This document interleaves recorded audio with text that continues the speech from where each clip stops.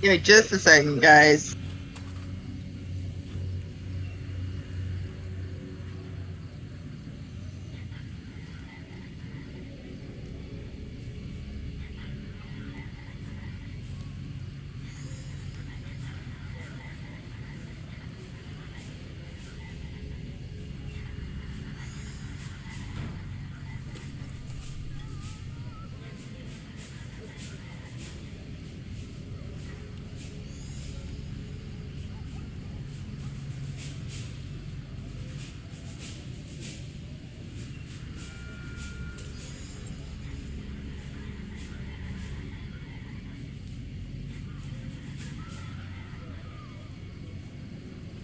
All right, let's get into it. Oof. Don't know how long I'm gonna play today, but we're gonna do a little bit of something.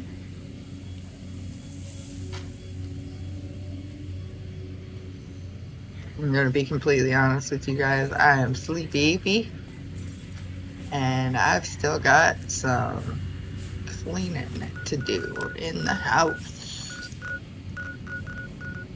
I should not be playing a video game right now, but I am.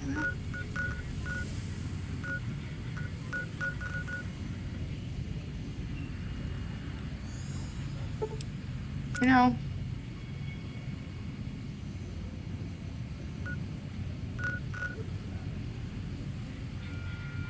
I'm gonna go in here and talk to everybody real quick first so I can get some of these quests, and then I'm gonna jump over to the Hoover Dam and see if they've got anything that I can do for them.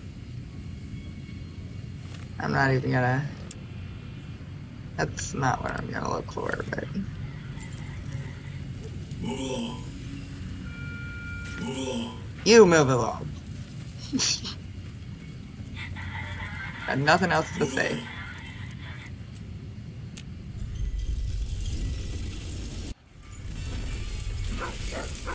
Howdy, partner. You've come for a piece, haven't you? Welcome to New Vegas. I kissed her, she kissed me. Like the fella once said, ain't that a kick in the head? The room was completely black. Oh, shucks, partner. I suppose it can't hurt to let you in on my little secret. Old Victor wouldn't be much use stuck inside just one Securitron. Now, I can move from one to another with the snap of a finger. Pretty nice trick, ain't it? Just don't ask me how I do it, because I don't know.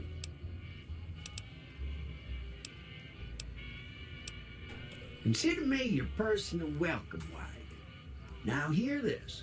The head honcho of New Vegas, Mr. House, is itching to make your acquaintance. Just head for the Lucky 38. It's the big old tower shaped like a roulette spinner.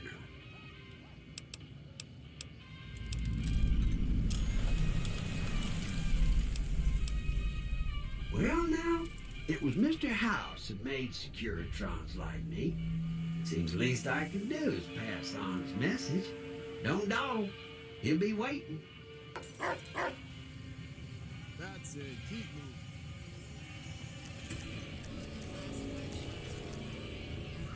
Going to have words with your We won't commanding go officer. quietly. My buddies The at Camp Legion can McCarran count are on breathing that. easy, now that the Fiend's leader is dead. Have half a mind to throw you all in the cell and let you sweat it off. Hey there, friend. A bit of advice.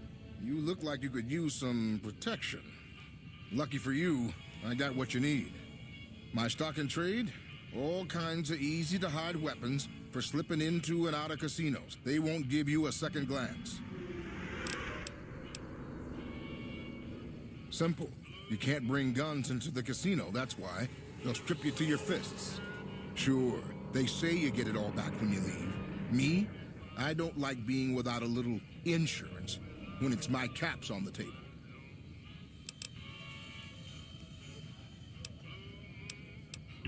Take a look at these beauties.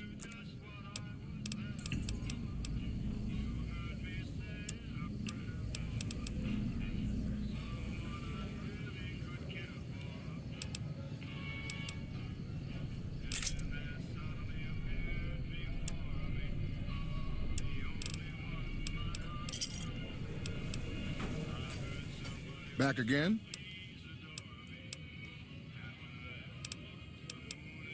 Things guards can't spot when they're patting you down or checking for iron at your hip.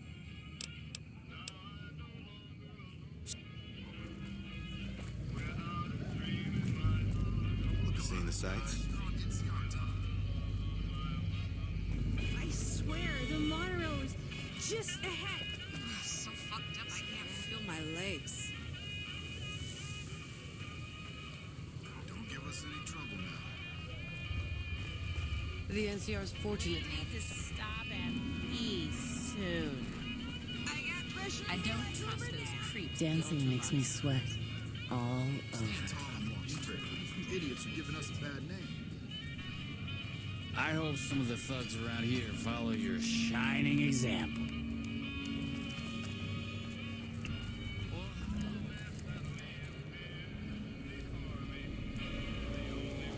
Send those chips my way.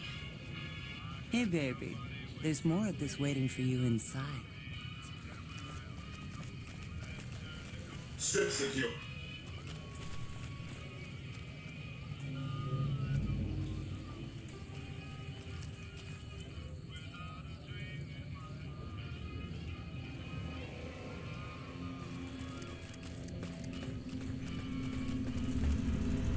Well, howdy, partner. Good to see you again.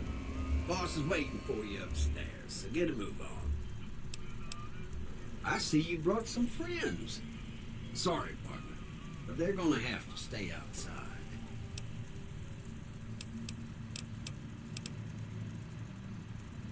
Boss is pretty clear on this. I can't let you in unless you buy your lonesome. Well, howdy, partner. Good. Nope.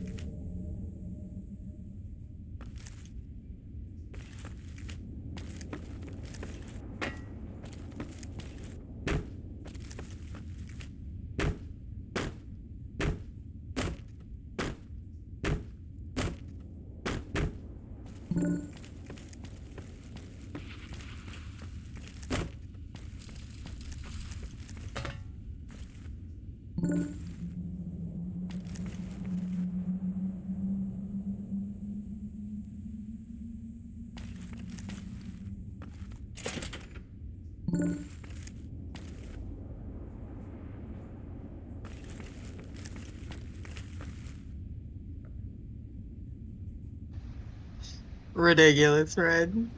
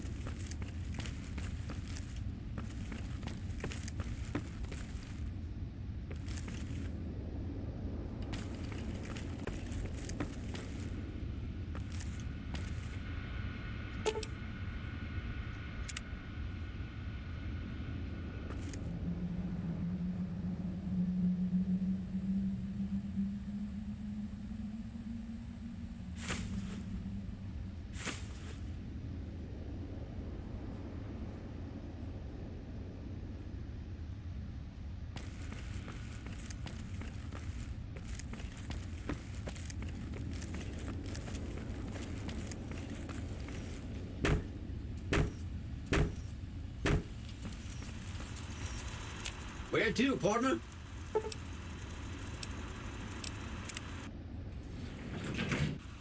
Penthouse floor. Well, hello, sugar. Mr. House is waiting for you in his office. I'm Jane, one of Mr. House's girls. We keep him entertained. We don't get many guests lately. Perhaps we can entertain you as well. Oh, there's lots of things to tell, I'm sure. There's the 3 families, the casinos, the other attractions. What would you like to know? Well, of course, there used to be a lot more of them. But these days, there are 3 open to the public. The Tops, the Ultra Lukes, and Gamora. And the Lucky 38, of course. But we're not open to the public. You're a special case, sugar.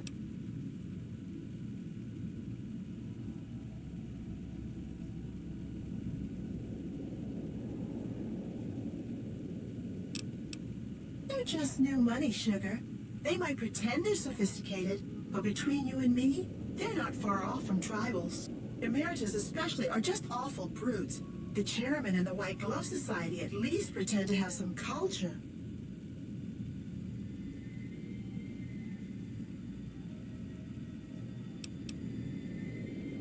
Well, let's see.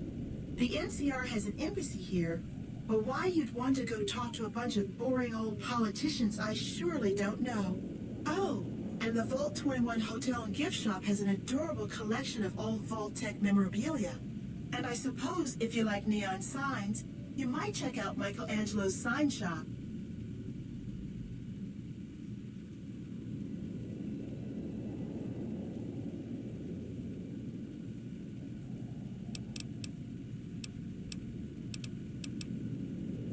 Anything you like, sugar.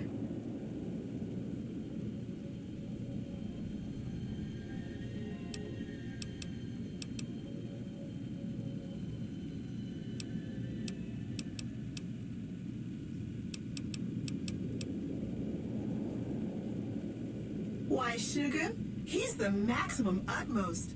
If it weren't for Mr. House, we wouldn't have this fabulous wonderland of New Vegas, would we?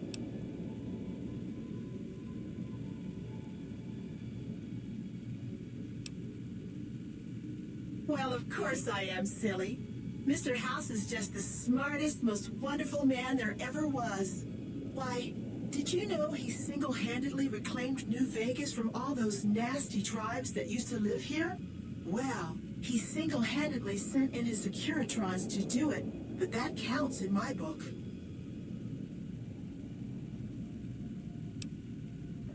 Sugar, I may be a robot on the outside, but on the inside, my neurocomputational matrix is an exact copy of Mr. House's favorite girl.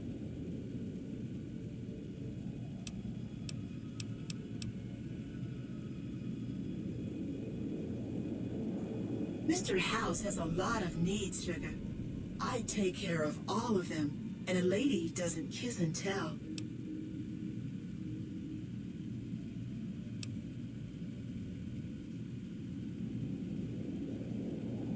Then maybe you shouldn't pry into a lady's particulars. Hmm?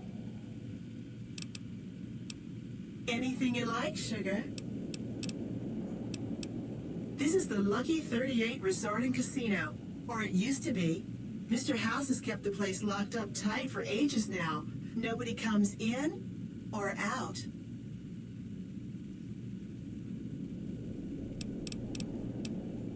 Why, I'm a Robco PDQ 88B Mark I Securitron, you silly goose. We're the finest in personal civil robotic security on the market.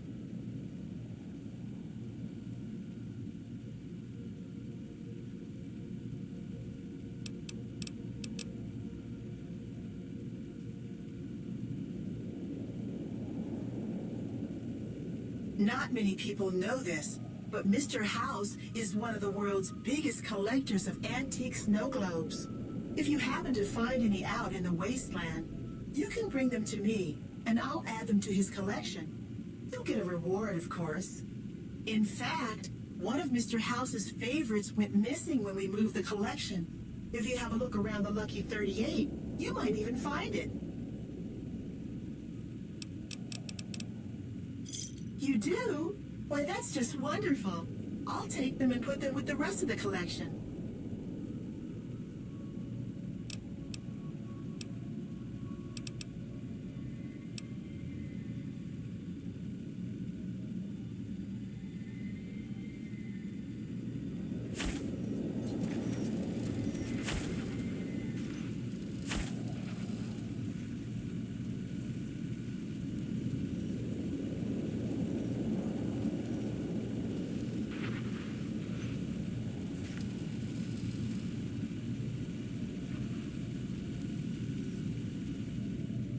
Hello, sugar.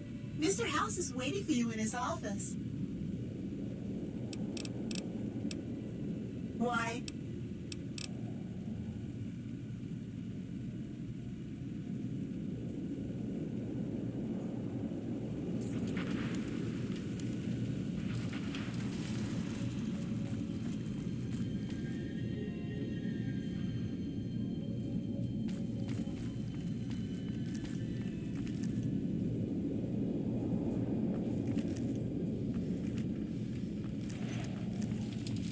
Be advised, the Lucky 38 is not open to the general public.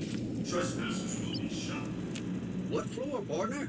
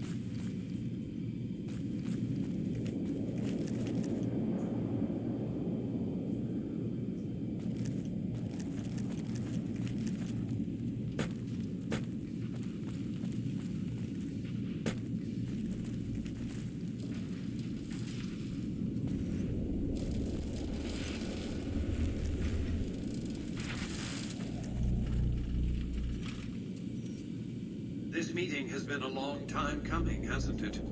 You've come a long ways, literally, and I suspect figuratively as well.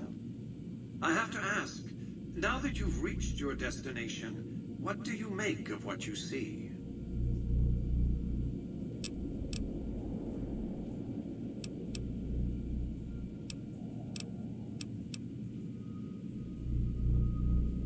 Of course you haven't. Vegas always was one of a kind. What you see down on the Strip is just a fraction of the city's former glory, and yet, more than an echo, I preserved its spirit. Or perhaps you were referring to the Lucky 38? The years haven't been kind to her, but still she manages to impress. Oh, don't be coy. You've been playing a high-stakes game ever since Victor dug you out of the ground. Don't be afraid to admit it. The business is this. One of my employees has stolen an item of extraordinary value from me, and I want it recovered. Simple enough.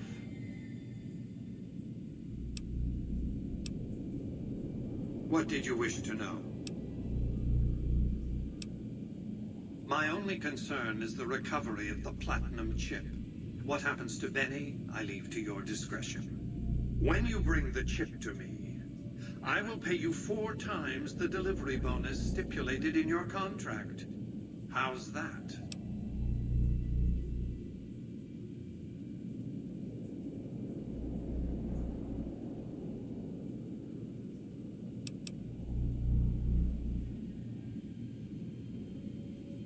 Very well. 5 times the bonus. Not 1 cap more.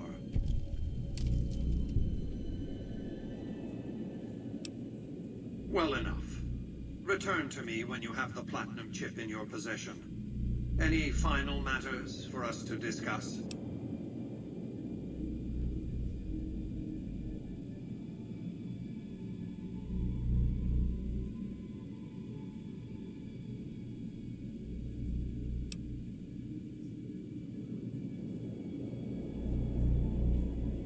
What else did you want to know?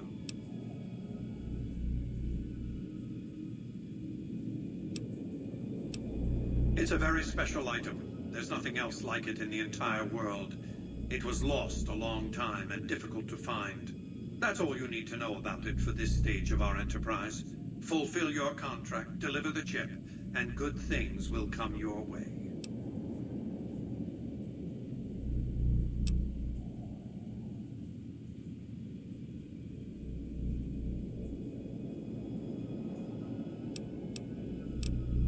You might keep an eye out for any computers that Benny's been using. Maybe even a computer lab of some sort.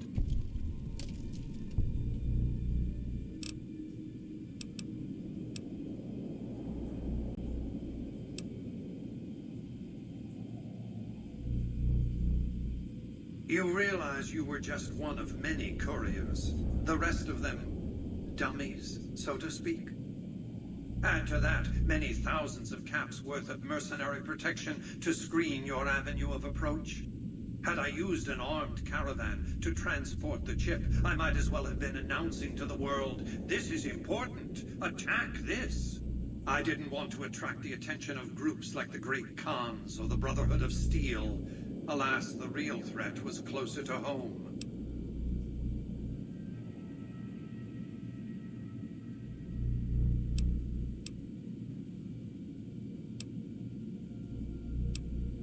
That's simply not true.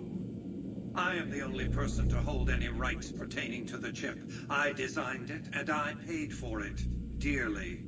To develop that chip, I spent a sum of US dollars. Not the bottle caps that pass as currency these days, but a sum beyond counting. For decades, I paid salvagers to comb the ruins for it.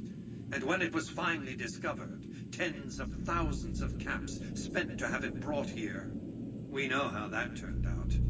Complete your contract, and it will be the last time I pay for the chip. Save your questions for then.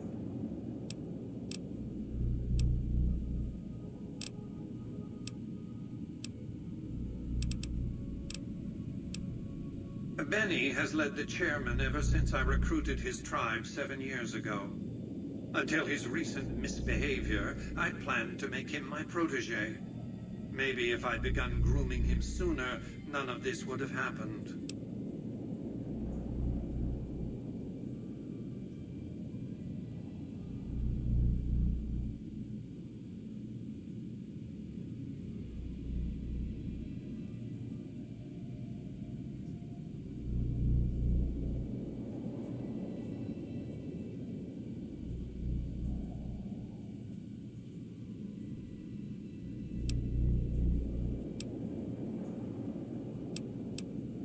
To achieve my aims, I require a capable human agent to perform certain tasks. I knew Benny was ambitious, even ruthless, but I believed he would do the job so long as he was incentivized appropriately. Obviously, I miscalculated his drive for supremacy, but in any case, you've come along, a more than suitable replacement.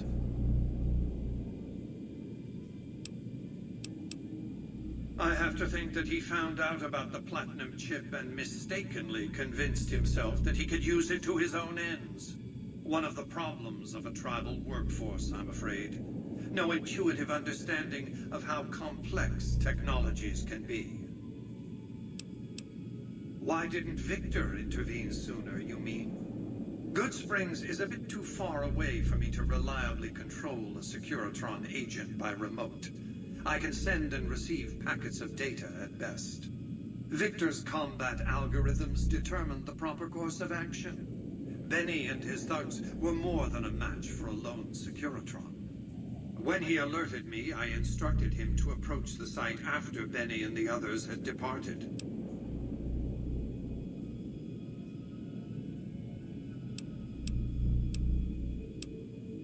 What else did you want to know?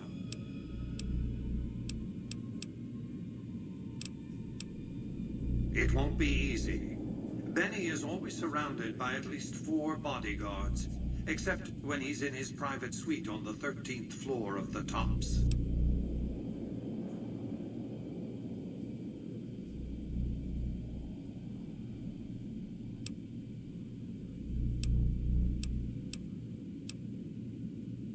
If you were to approach Benny in public, you might be able to leverage his fear of exposure to make him agree to meet with you in private.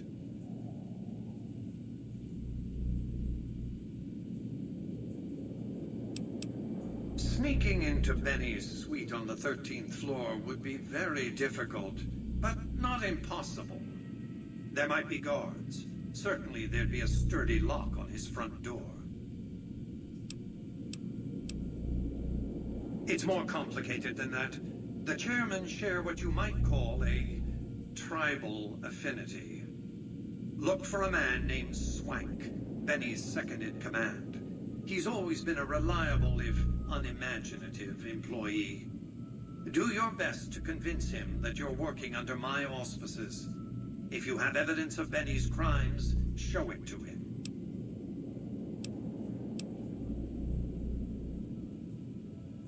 By contract, Securitrons are to enter the casinos only when invited by the three families, or if other extraordinary circumstances arise. The moment I send one into the tops, Benny will know I'm on to him.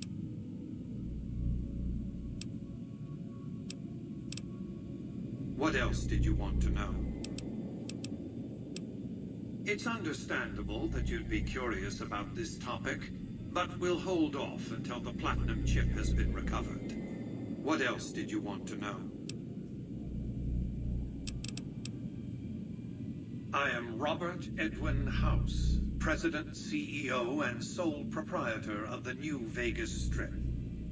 I oversaw the city's renovations starting from 2274 onward. The three families are my employees.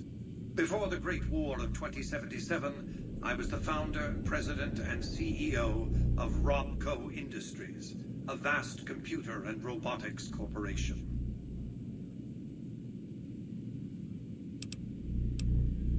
Don't let the video screens and computer terminals fool you. I'm flesh and blood, not silicon.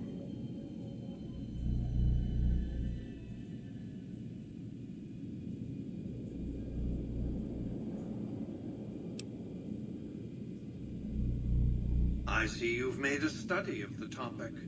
My knowledge of the science of longevity would fill several textbooks. Perhaps after a decade or two of economic reconstruction, I can commercialize these technologies and offer them to others, such as yourself.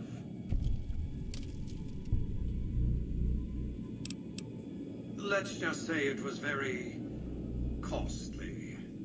But I was willing to make the sacrifices longevity entailed, financial and otherwise.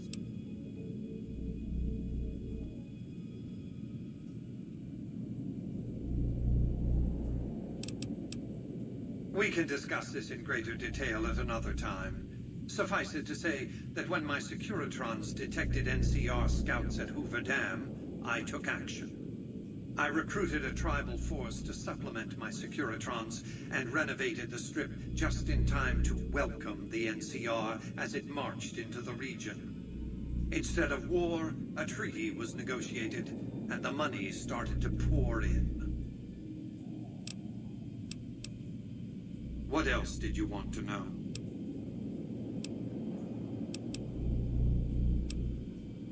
Well enough.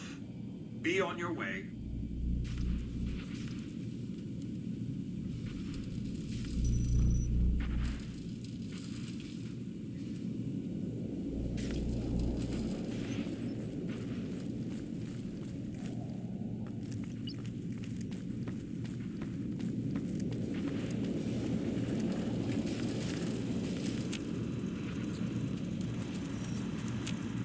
Congratulations, partner. The boss has instructed me to comp you to the High Roller Suite. You can bring your friends, too. Be like a little clubhouse for the gang you put together. Just bear in mind, you're the only one gets to see the boss. Any friends you got, they can wait in the suite. Enjoy the digs, partner. They're plenty fancy.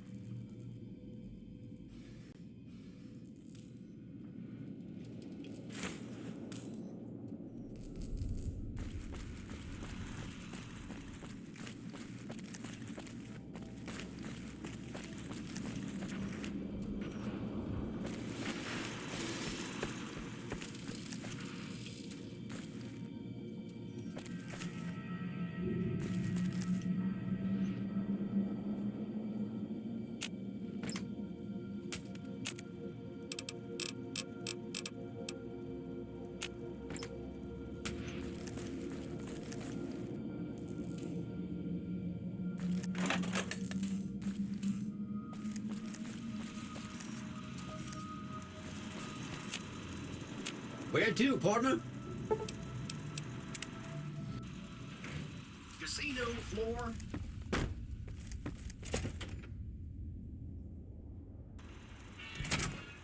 Hey, you there. I have a message for you. It's from Ambassador Crocker. Very important. Here you go.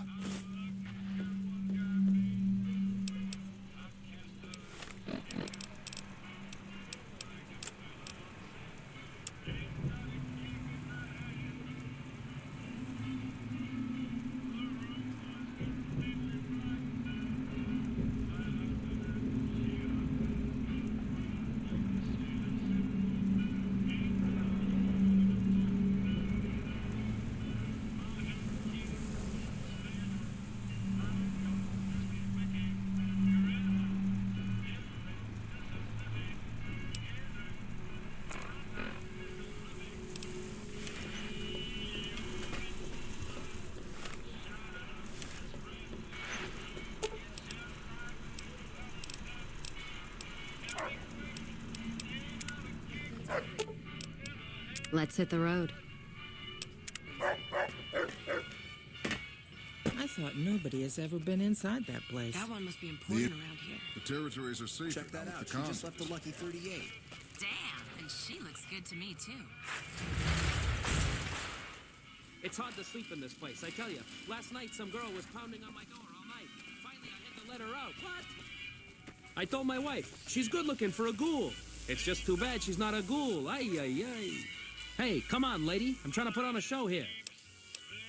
All right, then make it snappy, kid. This isn't exactly a lucrative career enterprise here. The name's Knight, Billy Knight.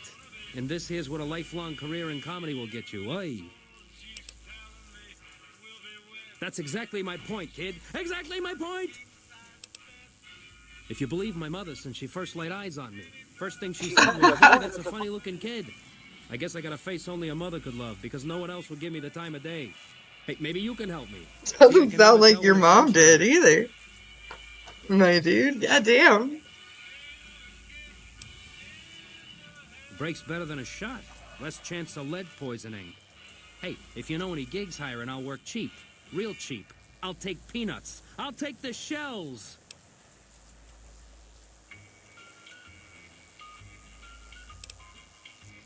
Sure, later. You again? You should meet my bookie. You have something in common. Every time I talk to you, I lose caps.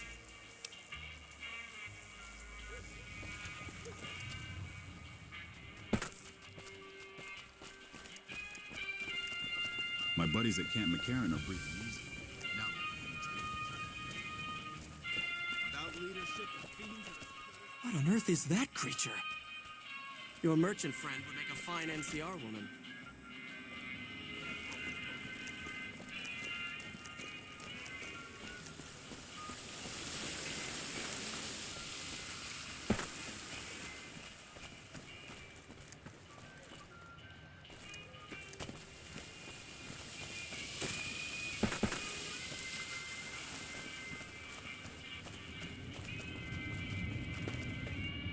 Howdy.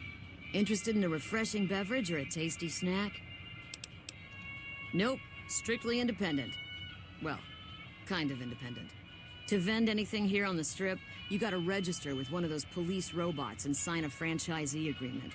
At the end of each day, you keep half of what you made. The rest you hand over to those bots. And they know if you're cheating. Yep, he makes the rules. It's steep, but it sure beats living in North Vegas. Here on the Strip, I can afford to eat, and no one tries to kill me.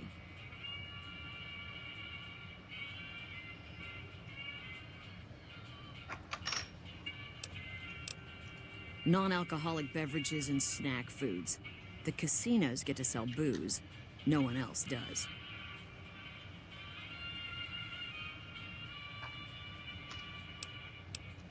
It's the most amazing place in the world, don't you think? This must be what it was like to live 1,000 years ago. There are 3 casinos open for business. Gomorrah, the Tops, and the Ultralux. They get nicer in that order. This here's the monorail station leading in from Camp McCarran. Most of my business is with soldiers coming and going on furlough.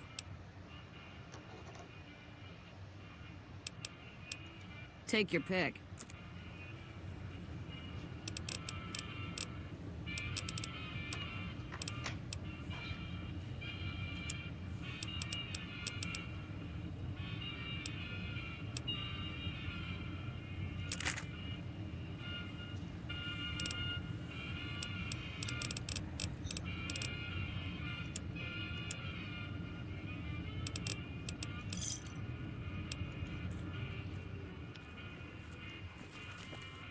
Howdy, young lady. How can I help you? But make it quick. Goddamn heat's worse in this town than in the middle of a Brahmin herd at noon.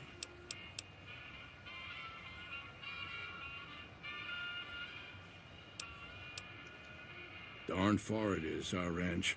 Ethel would be happy to yap about that. I got more important things in mind, kid. Bighorn is my trade since I was a young'un. I confess, it's hard living these days, kid. The wasteland ain't the same anymore.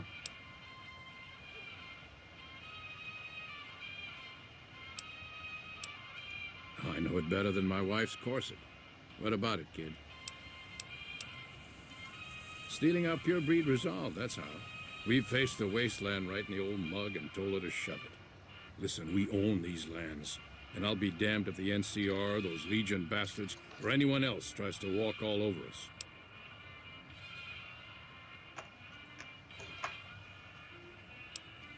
Hell, it's all dangerous. Know why? Because you can't trust anything that stands on two legs. If you're looking for real trouble, head straight into the mountains. Men don't walk up there, for good reasons, kid. Listen, we own these lands, and I'll be damned if the NCR, those Legion bastards, or anyone else tries to walk all over us. If you're looking for real trouble, head straight into the mountains.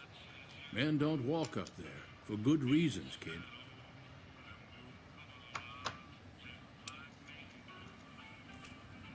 Howdy.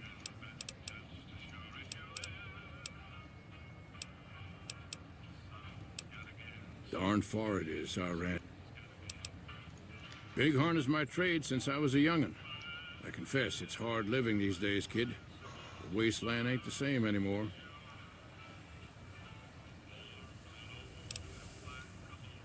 A drink? Nonsense. There's a long list of grievances that Heck Gunderson's got to answer for, kid. I'm here to make sure that rancher stops stealing our lands. If he ain't chiseling behind your back, he just sends his men ready for a fight. Then you either sell your ranch for a penny, or you're dead. I'm tired of being trampled over, kid, and I got a good mind to stop Heck once and for all.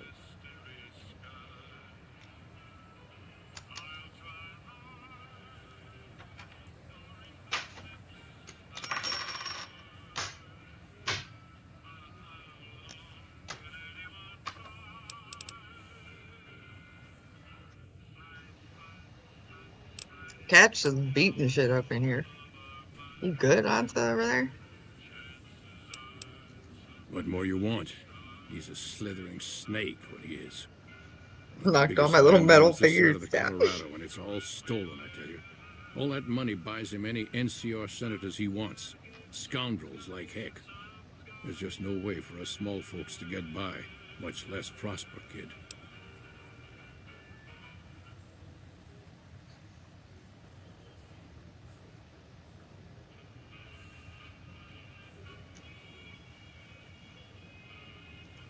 We're honest folk out there.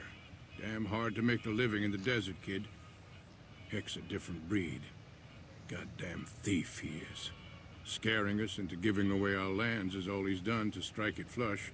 Comes packing iron and none can hold a candle to his men. Bad blood.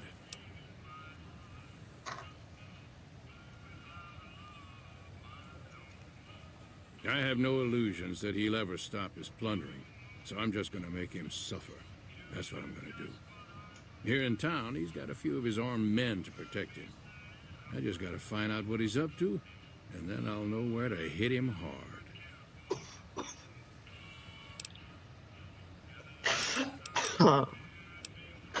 Excuse me.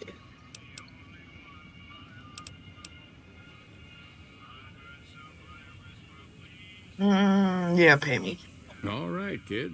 Why not? I usually liking to you. I usually don't It's a take deal. people's money. Where I come from, we appreciate good intentions. I reckon you could help me figure out what he's doing in town. Tell you what, that chiseler's blowing hot air over at that there fancy casino, the Ultra Lux. Find out what's his story here, will you?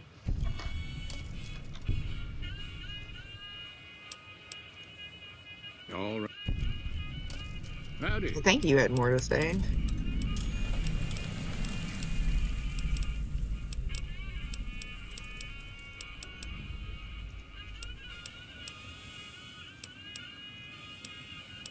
Nope. Okay, bye. If you don't mind, I have to look after my husband. He's got his reasons. And when that man gets a notion stuck in his head, he's like a bighorn or bull that's seen red. And if it means Heck Gunderson's involved, then you better step aside before the stampede tramples you over. If that's what you want to talk about, go see Walter. He'll talk your ear off. Everything he says about the evils of Heck Gunderson is true, but I've never held the notion that fighting evil with evil carries the world forward. I don't suppose you have the magic powers necessary to bring my husband to his senses, do you? Ha! He swears he won't leave this godforsaken city until he's seen Heck suffer. So far as I can see, we're the only ones in pain. That's most men. They just don't listen. They don't listen.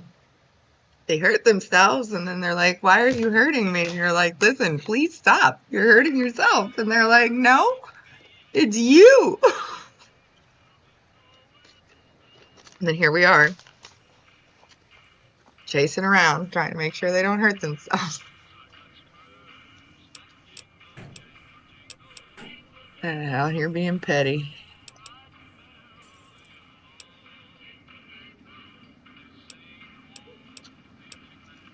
That's very kind of you. Maybe this'll be the dawn of a new day. Ethel does not seem hopeful. Good to see you again. Oh, a good ways west of here, in a place you've never been. Far as we're concerned, only name it ever had was Phoebus Ranch. That was before we lost some land to Heck Gunderson. The bank demanded payment in full the day after the Stockmen's Association bailed it out. Ugh.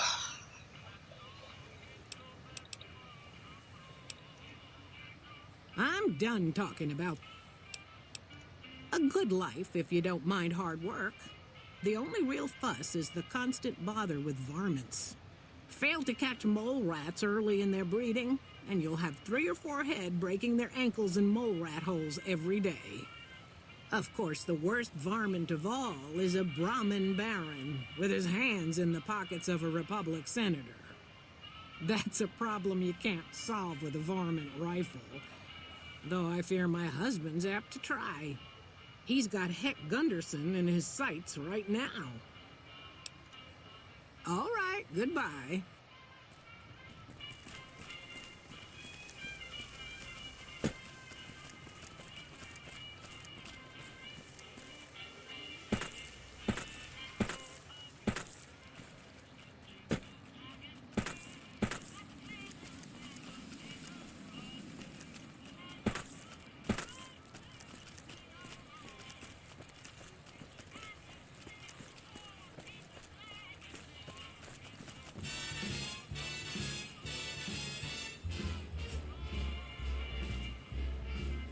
How lucky can one guy be?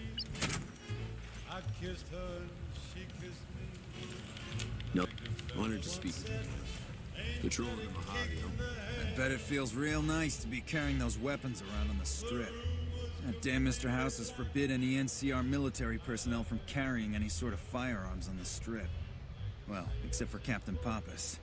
Mr. House still doesn't trust the NCR. A word of advice. The Securitrons won't put up with any funny stuff out there, so don't do anything stupid. This your first time on the strip? Well, it's time to pop your Vegas cherry, friend. I'm sure you'll have a blast and be drunk and capless in no time. I can give you a bit more information about the various casinos if you're not sure on where to get started. Well, there's the Lucky 38, Ultralux, Gomorrah, and the Tops. Which one do you want to know about? Gomorrah is the favorite of the NCR troops on the strip. If you like girls, alcohol, gambling, and drugs, then Gomorrah is just the place for you. The Ultralux is the nicest casino on the strip. Real high-end, extravagant, and expensive. Best you have a lot of caps if you want to go there. The Tops is the cool place to be right now. Lots of entertainment and shows going on there as well as the gambling. If you want to catch a show and have a few drinks, you should definitely hit up the Aces Theater in the Tops. Don't know much about it, to tell the truth. That's where Mr. House and his Securitrons are set up, but no one's been in there as long as people can remember. Probably best that you just ignore it. Well, there's Vault 21 and the NCR Embassy. Both places are located on the south side of the Strip. Vault 21 is a small hotel and gift shop. It's not as nice as the casinos, but it's a whole hell of a lot cheaper. The NCR Embassy is the headquarters for the NCR on the Strip. The ambassador and his offices are there, as well as the MP headquarters. Ma'am? Almost makes you wish for a nuclear winter.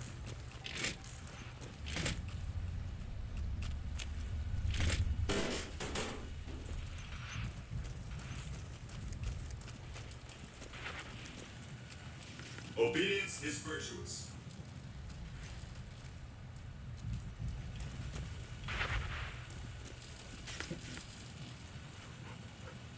Hello. Enjoy your time in Vegas. Without leadership, the fiends are as good as dead.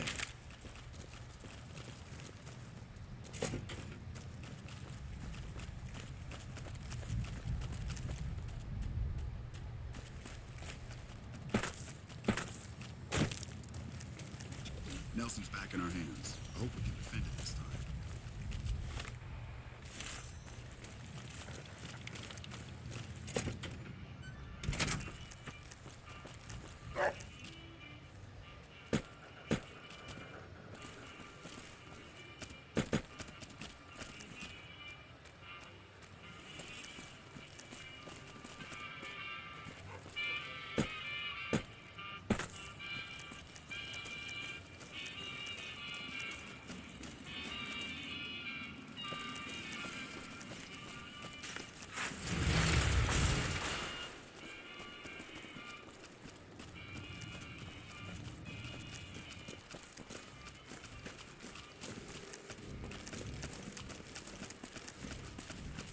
My buddies, can I help you? This is the NCR Embassy, our little slice of heaven on the Strip. The main building houses administration, while the other building is the MP headquarters on the Strip. The usual, troopers getting drunk and causing problems. Like that's a surprise to anyone. Hell, I plan on getting drunk once I'm done with my shift. Maybe even head over to Gamora for a good time. You can find him in the main embassy building, inside the gate and to your left. The usual? Hell,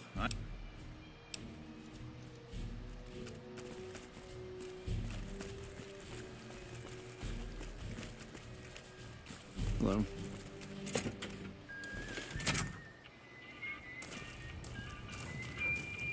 Miss?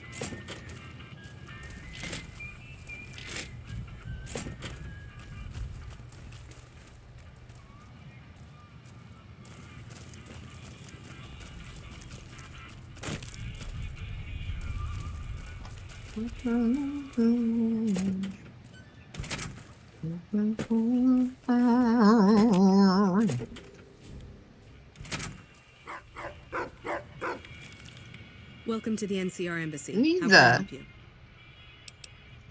The embassy offices are to your left, while the barracks and living quarters are to the right. If you're looking for a history lesson, I suggest you talk to Ambassador Crocker. I don't have time to give my life story to everyone that passes through. Is there something I can actually help you with? He's so spicy. Ambassador Crocker can be found in his office through the door to my right and at the end of the hall. Alrighty. Ma'am?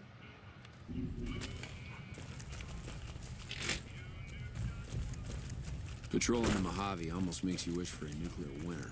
What doesn't? Oh, whatever that is. I'm not supposed to have it. So now, it's mine.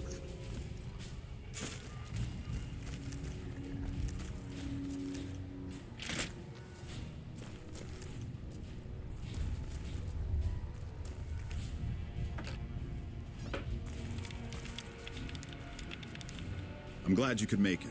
I have something I wanted to discuss with you. It's a very important matter, and I have a strong feeling you're the perfect person for the job. I'm sure you've noticed that things are a little tense around here with all the issues between the NCR, the Legion, and Mr. House. It doesn't take a genius to see that something big is going to happen soon. To be honest with you, the NCR is in a tight spot. But if we fail now, it's the people here that are going to suffer the most. I'm not willing to let that happen, and I don't think you're the kind of person that would either. To the northeast is a settlement. The locals here call them boomers. They are sitting on a munitions stockpile that would be invaluable to us. I would like you to get in contact with them, and then do whatever it takes to convince them to help us. Unfortunately, the boomers keep to themselves and are, let's say, hostile to all outsiders. That's why I need someone like you. Someone with your background and reputation would have a better chance of reaching them than anyone I have available. In exchange for your help, you would receive complete amnesty for any past crimes against the NCR, as well as additional benefits and perks. Do you think you would be able to do this for me? That's excellent news. So they'll help us, right? Let me know as soon as you have an answer from them.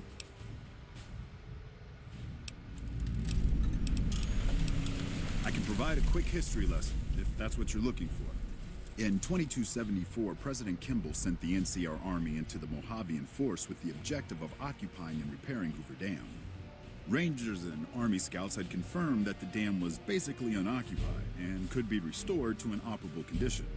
Upon arriving at the dam, however, they discovered that a large force of tribals and robots had occupied it. This was our introduction to the three families, the Securitrons and, of course, Mr. House. Using his Securitrons as intermediaries, Mr. House called for parley.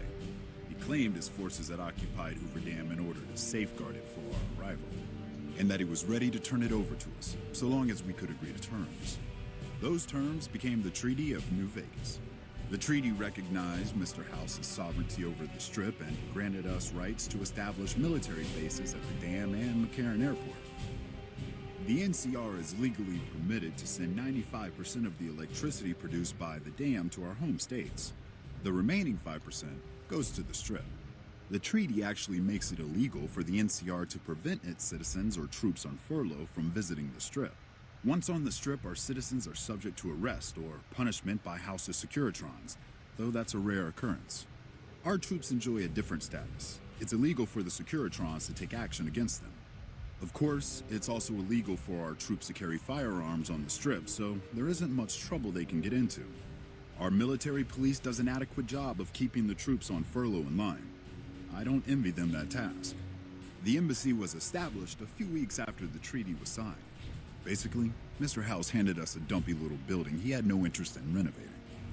I'm the third ambassador to hold this post, and the first, I think, to accept its limitations. My predecessors had ambitions of engineering the annexation of the Mojave. They thought they'd convince Mr. House to join up. I've never even spoken to the man, or whatever he is. Maybe the situation will change once we've beaten the Legion once and for all. Now we mostly just keep track of the NCR citizens and troopers around and make sure they don't get in trouble, but that's Captain Papa's job. I keep myself busy with paperwork and reports that get sent back to the NCR. It's mostly busy work, but every once in a while we make progress. I hope you've returned with good... Interested in politics, huh? Well, grab a seat and get comfortable. I've been in politics quite a while now, always had the drive to do it even when I was young. It's just something I was drawn to. I started my career over 20 years ago, back in the NCR as the local mayor, and worked my way up from there. I managed President Kimball's first run for a seat on the council. I suppose that's why I have this ambassadorship. I was elected to this post 7 years ago. I'm the third NCR representative to serve here in Vegas. Now, I've had my share of ups and downs along the way, but I wouldn't trade it for anything in the world. That's it. Anything else you wish to know? It's the same old stuff around here. Gambling, debauchery, drunkenness. It's all here. I'm getting a little old for it, however. If you want more information, try talking to some of the other guys around here. I don't get out of the office much anymore. Goodbye.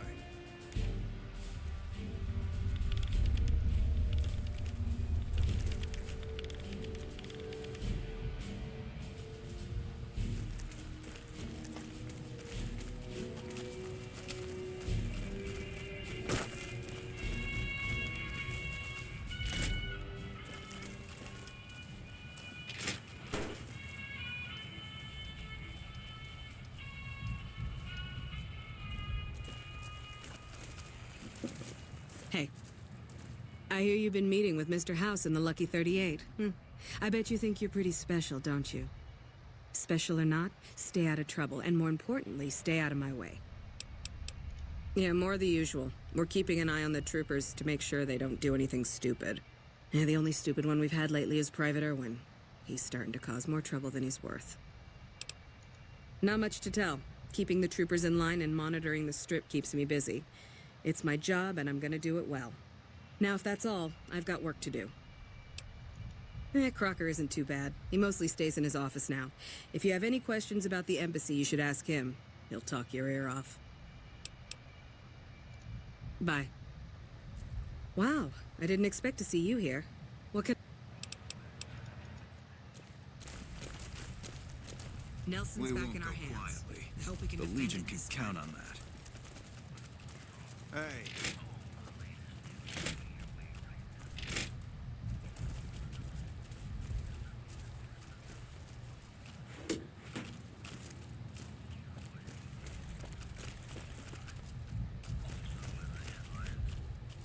So you're the one that went into the Lucky 38.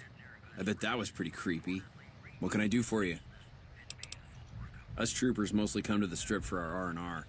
We blow off some steam by gambling, drinking, partying, or fighting. If you're looking for a good time, I'd suggest hitting up Gomorrah.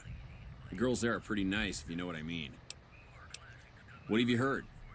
I know people think I'm a little on the wild side, but I'm just trying to have fun, you know? Just because I happen to get into fights and like to pull pranks doesn't mean anything. He's a little stiff and stuffy. Doesn't leave the office that much, always surrounds himself with papers and reports. I've always wanted to play a prank on him, but there's no way I could ever pull that off without getting in trouble from Captain Pappas. Yeah, I got a few ideas that I'm working on. Maybe I'll let you in on it once I have something. Now, she may be a bit of a hard ass, but she's the best damn captain we've had here. I'd be careful around her. You don't want to get on our bad side. Ma'am? Pleasure. Without leadership, the fiends are as good as dead. Patrolling the Mojave almost makes you wish for a nuclear winter.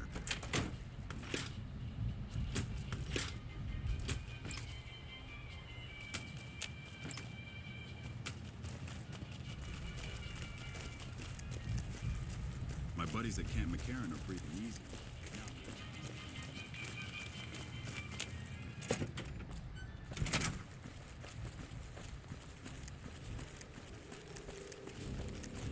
What is it?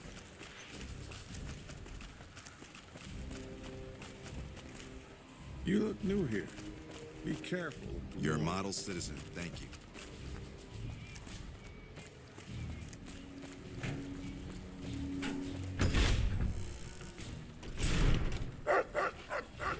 Hi. What can I do for you? You saw our front sign, didn't you? This is where all the beautiful signs of the strip become a reality. It all comes from Michelangelo's imagination. We do a little work here and there too, sure, but he's the real artist. He's the reason the strip shines like a star at night. Mike's imagined and built every sign, billboard, and light you'll see around here. Check out the back of the shop. He's usually working there. He's the reason the I've been here over a year now, though I'm not one to get tied for long. I plan to roam the wasteland once I'm ready. The people need light and kindness. There's too much fear and pain out there already. Bye. Welcome back.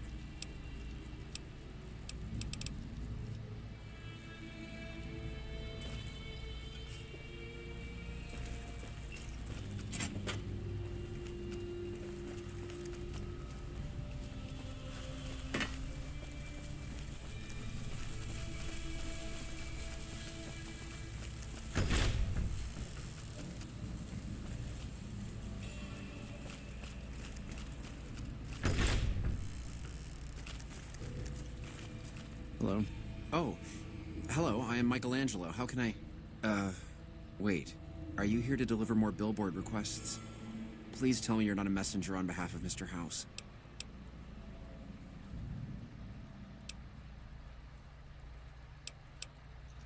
Because spending myself to the edge of artistic oblivion for Mr. House sums up my existence since I had to leave Vault 21. That's why.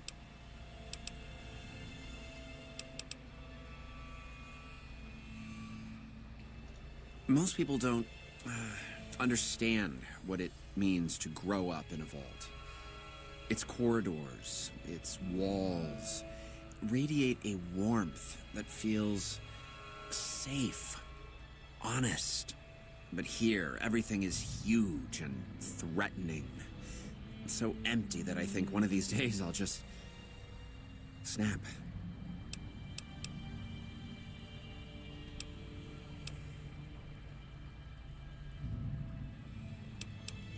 I feel haunted by something terrible.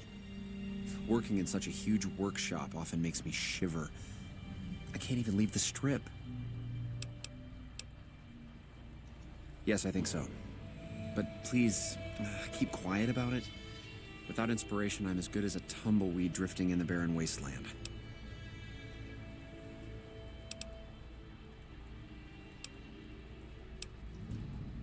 Ah, an educated fellow.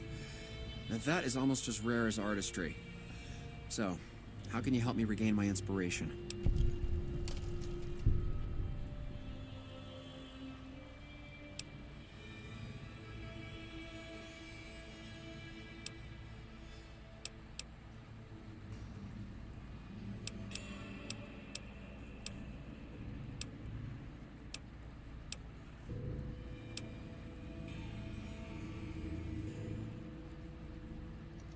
Thank you for the offer, but I think I really can't go to see... Wait a minute. I know, I don't have to necessarily be there to see it. Yes, that's it. I have a camera. It is old, but it should work. Perhaps you could bring me images of inspiring landmarks.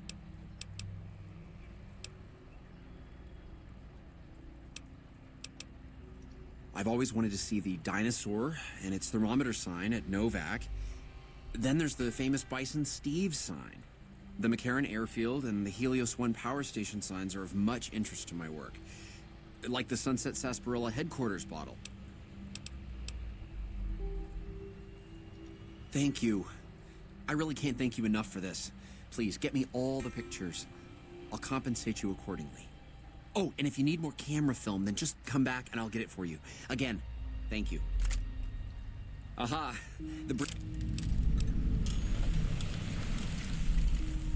Hello?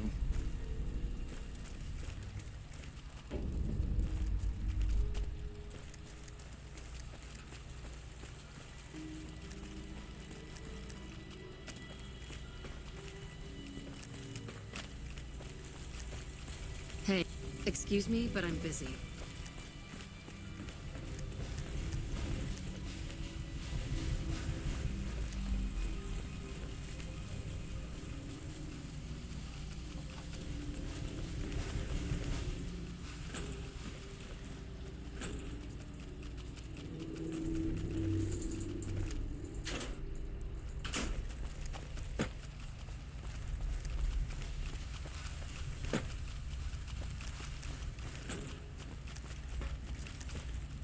Hey, welcome back.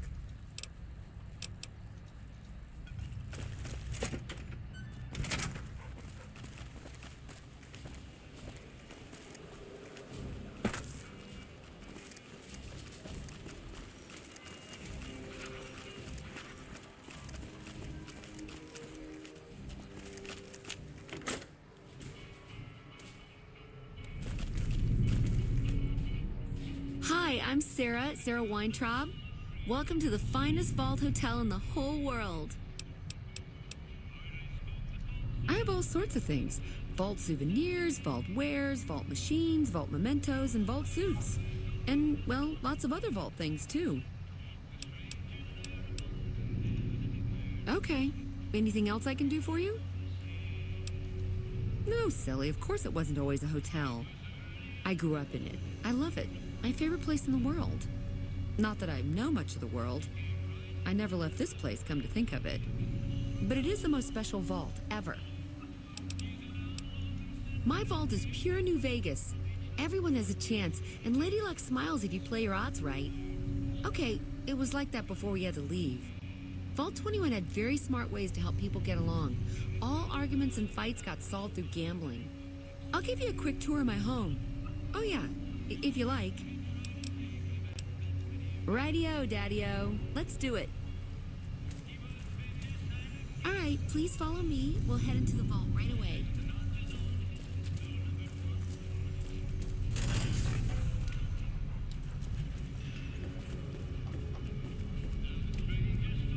This bunker protects the entrance to the vault. Solid stone outside and thick steel on the inside.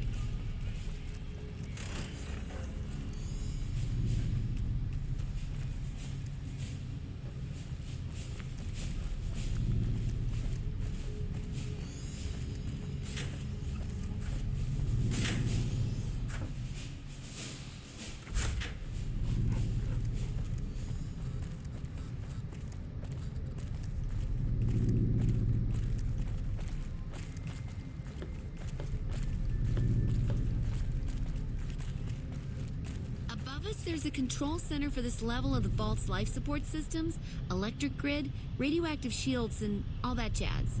Don't get lost. My vault has many corridors and rooms, although it is no longer symmetrical after Mr. House threw us out. The fiends are running for their lives. That'll show everyone what we do to our enemies.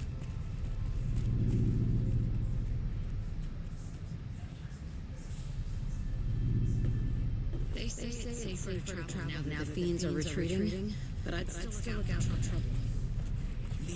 This is the main game hall. Here we settle the big disputes among the vault's levels. Chosen representatives gambled against each other here. The winner earned the right to settle the dispute as wished by the collective. We used to have such parties in this diner. A bitch to clean later, but well worth it. Hello. Morning.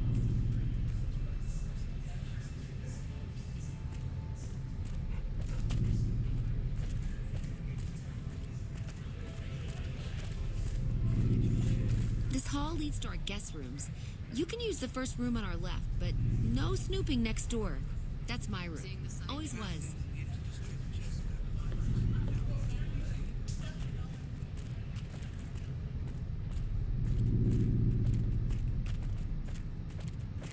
Down there is the game room. Each side of the vault had one, but the other is filled with concrete now. Okay, that wraps it up. I'll see you soon.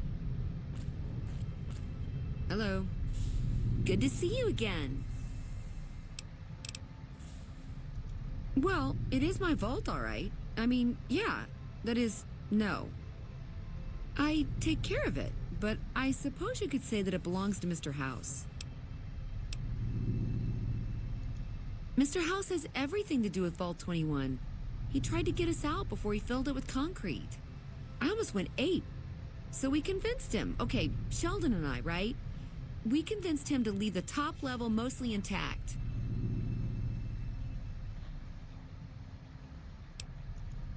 I don't know, maybe he didn't want anybody sneaking around down there. My vault runs deep and wide. It's filled with corridors and rooms that go far. What gives him the right to screw us with the royal shaft anyway? So he saved New Vegas. Woohoo! Now scram and let us go on with our lives. Sheesh. I see. Okay, your move. Yeah, and you gotta dig what I did with it. Looking as good as it should? Almost. It was bustling with activity. We all knew each other so well. You see, the vault kept us all even. It's all symmetry and windows down there. We solved any quarrels through gambling. Lady Luck cast no eyeballs, you know? So, nobody shafted anyone else. Yeah, I miss those days. Mitch? You mean Molebutt? I hadn't thought about that name in a long time. I was just a child and he had a big mole in his rear bumper. You understand, kids and all that. Everyone knows about each other in a vault. There's no other way. I hope Mitch is doing well. Sure, the place is packed. Usually. We get loads of NCR cubes these days. A stray Brahmin Baron once in a while, and recently circled couples shining big rocks on their fingers. Yeah, I miss those days. Okay, how can I help you?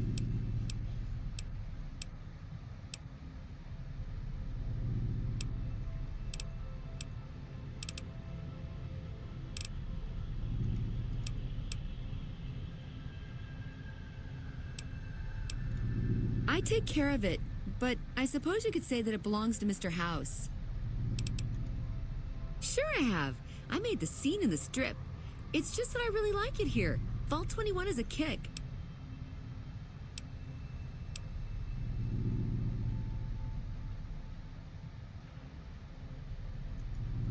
Okay, you're right. I hate going outside. It's almost impossible for me to step out of here. Still, I love my vault. It's my pad. All right, well...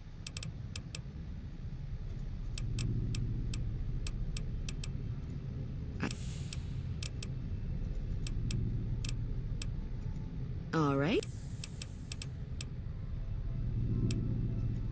No, silly. Of course it wasn't always a hotel. Mr. House has everything to do with Vault 20.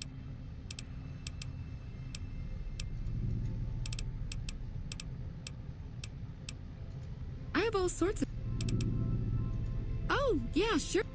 Okay, I got these great lunch boxes. They're super. What else? Oh, look at these toasters. You like toast, right? If they're crunchy, even better. What about a vintage Vault-Tec toy car? Or... Okay, I do, but who wants a lame sensor module or a nitrogen canister anyway? All the popular stuff has been sold, especially the vault suits. I need to find more because people buy them like hotcakes.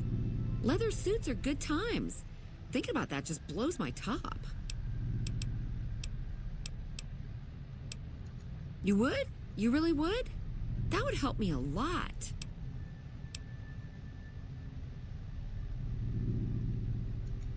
Hey, who says I can't fix that? You bring me those boom suits too, okay? Thank you so much. You're an angel. I can't wait to see you again. Good to see you again. Take a...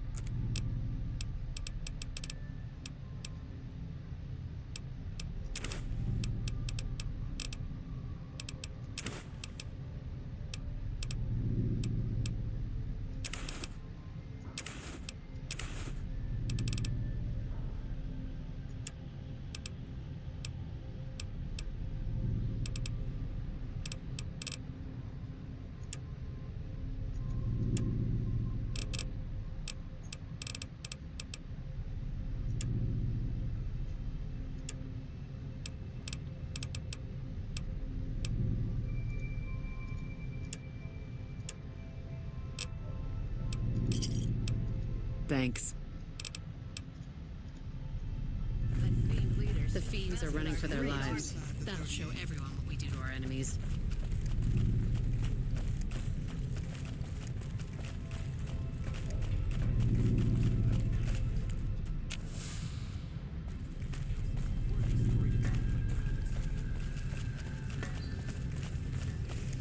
I hear a troublesome Legion camp got razed to the ground.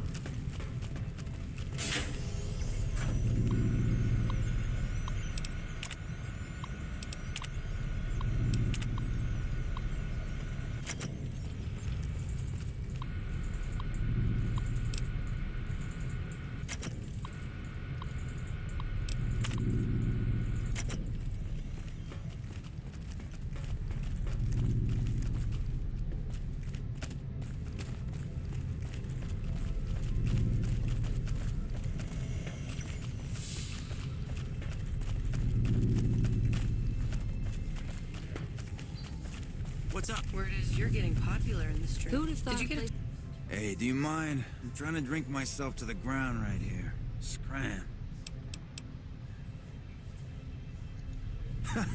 Damn straight. This is about the last place in this fucking city where I can burrow without having to look over my shoulder. Who isn't in trouble in New Vegas, huh?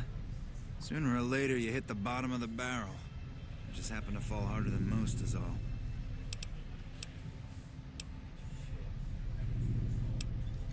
From the top, where else, huh? I am Carlitos. My fingers work the magic, and my hands deal the luck. There was no player who'd stood a chance, no wise guy who didn't fear me, and no doll who could resist me. Gomorrah was my kingdom, Carlitos' turf. I didn't just spend time there. I lived there, okay? I was family. All I wanted, I had. Caps, booze, drugs, women, power. You name it. It was heaven. Until you find that all the glitter is made of broken dreams and all the praise hides a knife pointing at your ribs. Now, if you have to ask, you probably don't know shit about who you're dealing with, huh? Listen up. Watch out for Caccino. That's all I'm saying. It was heaven. I'd recommend you save your caps and your skin. Check the tops. No big-time wise guys there. Free side's also fine, you know? There's too much shit and despair at Gomorrah already. I don't want anybody making it worse for for the girls, you know? Okay, it's Joanna. She works at Gomorrah. But it's all my fault. I met her at the Atomic Wrangler. Beautiful doesn't even come close. I moved her into Gomorrah. I was in love, okay? Then Caccino, backstabbing snake, got me out of the way so that he could have my girl. What, you think I can just waltz in there and take her away? She's their doll now, okay? Besides, I step in Gomorrah and I'm as good as dead, you hear? You don't just leave the Emeritus unless it's in a body bag.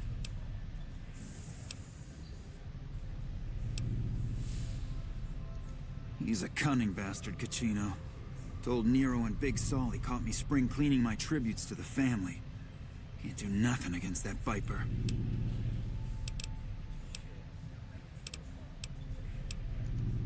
Don't know. She's a dream to me now. If I could have her again, I'd be a made man. Why am I even scared of Caccino and all those fuckers? Joanna and I are dead anyway if we don't get the hell out of here. Okay. You try that and let me know. How she looks, what she's wearing, she's safe, anything. I'll pay you, you hear? Deal. Come back with news soon, you hear? Hey, it's you. Alright, what do you want to know? If you're smart, the strip's all flash and noise. If not, luck's your dame, your hot date until you find she's a cheap whore high on jet.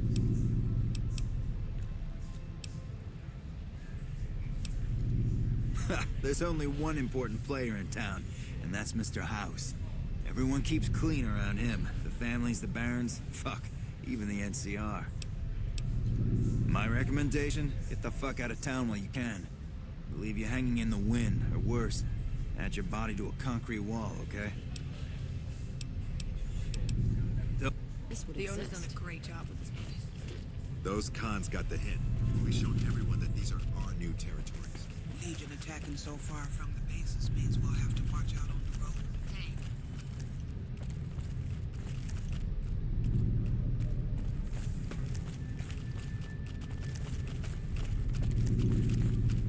Traveling into the strip just got a lot easier now that the Fiends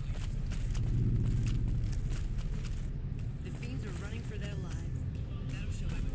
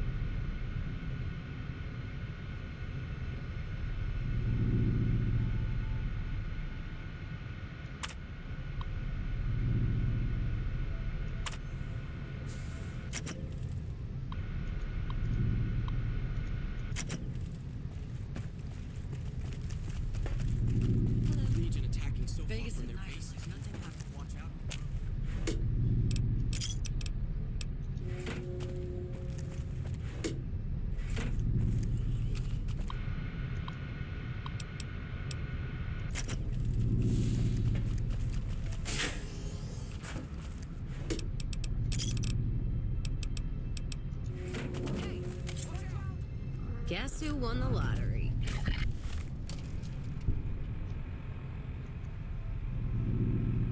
Not me, I fucked up. They finally seen me.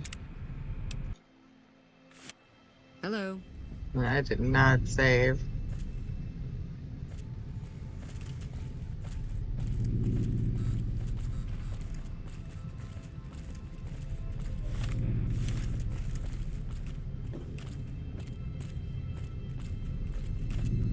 Above us, there's a control center for this level of Jesus. the vault's life support systems, electric grid, radioactive shields, and all that jazz.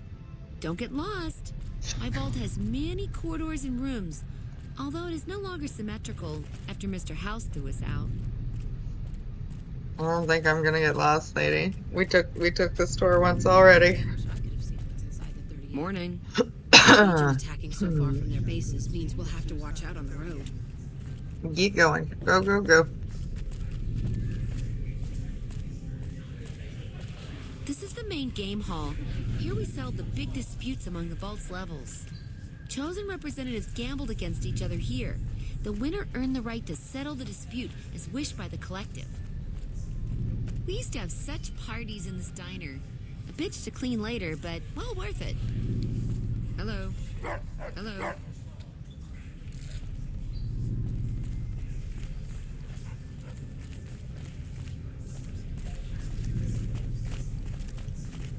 Go, go, go. This hall leads to our guest rooms. You can use the first room on our left, but no snooping next door. That's my room. Always was.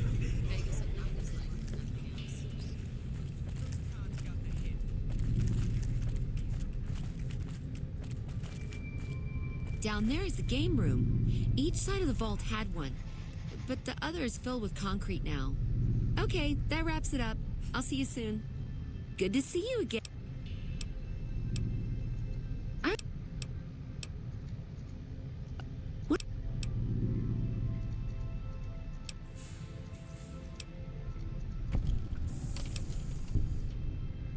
Good to see you again.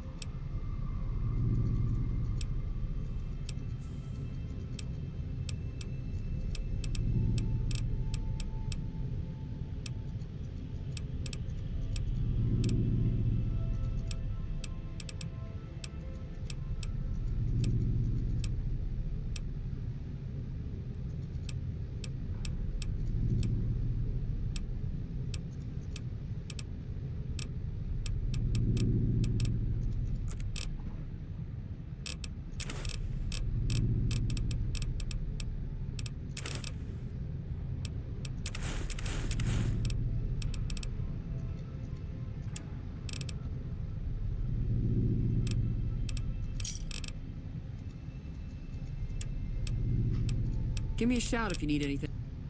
Oh. You turned around? Now that the cons have disappeared. Hello. Seeing the sights? That Morning. fiend leader shouldn't have messed with our great army. Those cons got the hint. We showed everyone that these are our new territories. The territories are safer now the cons have disappeared.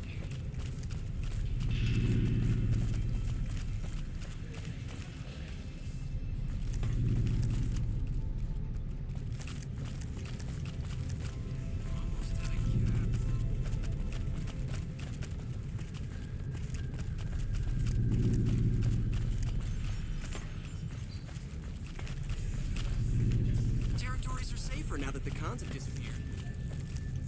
You turned around? Hello.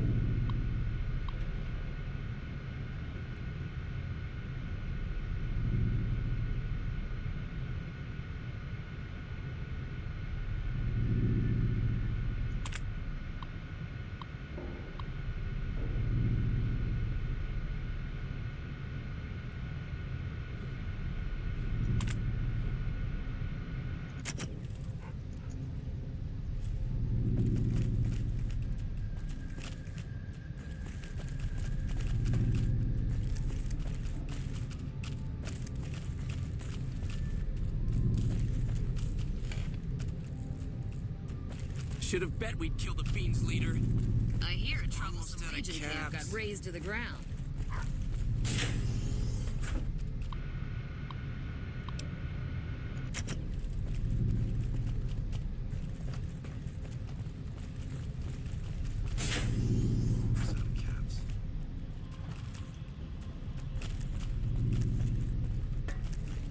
The territories are safer now that the cogs have disappeared.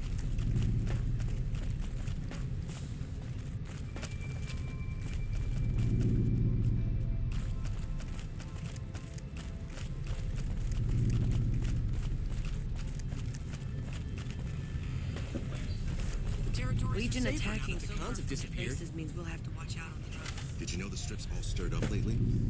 Traveling into the strip just got a lot easier. Now that the Fiend's leaders are dead. Cons have disappeared. They say it's safer to travel now that the Fiends are retreating, but I'd still look out for trouble. Legion attacking so far from their bases.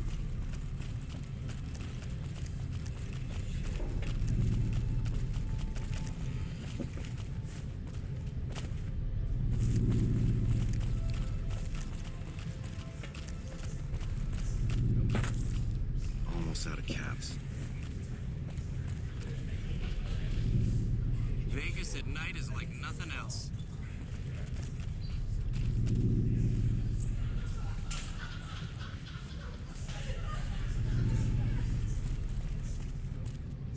Those cons got the hint.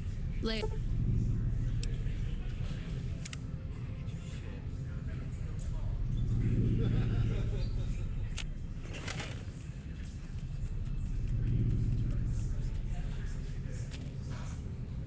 Glad I left the outpost behind. Who would have thought a place like this would exist? Evening.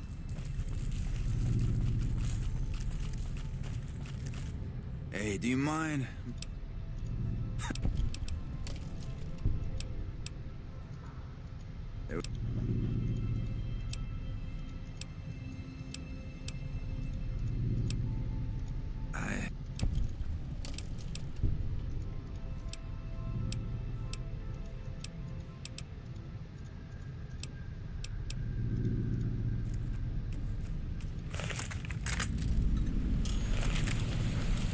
Hey, it's you.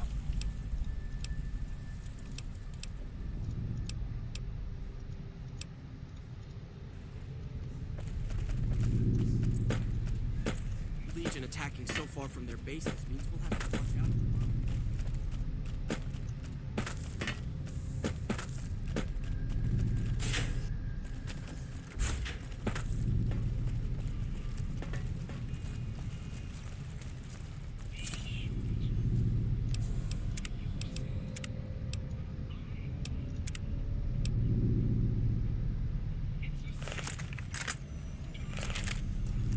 Good to see you again.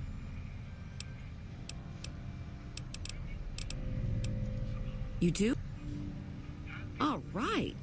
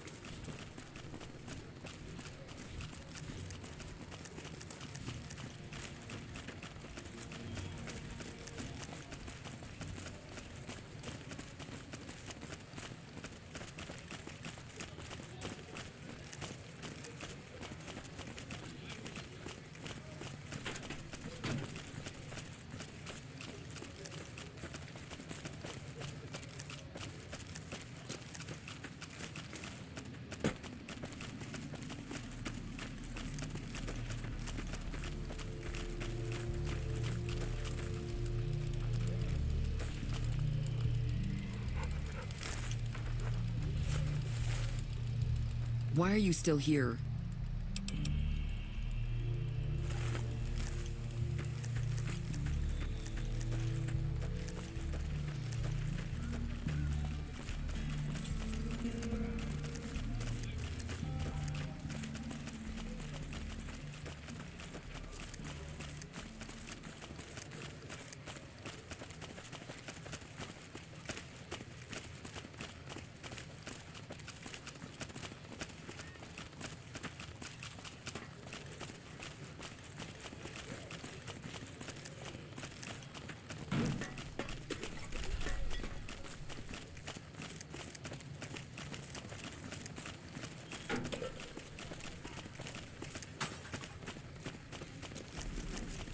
Patrolling the Mojave almost makes you wish for a nuclear winter.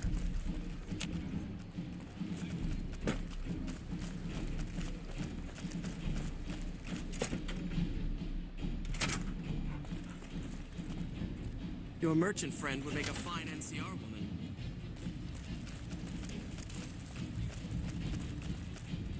We won't go quiet.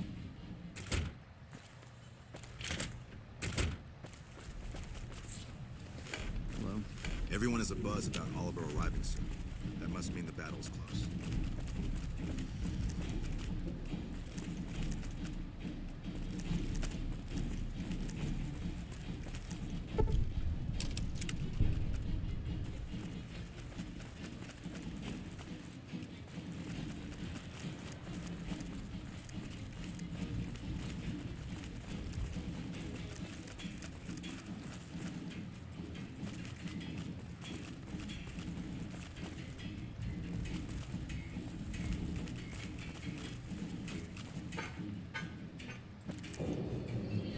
Hanlon is pretty legendary. People talk about what he did in the first battle of Fernand.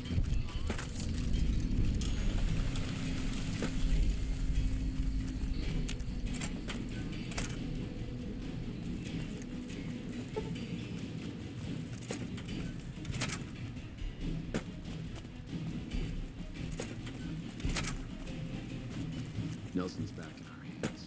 But we can defend this time.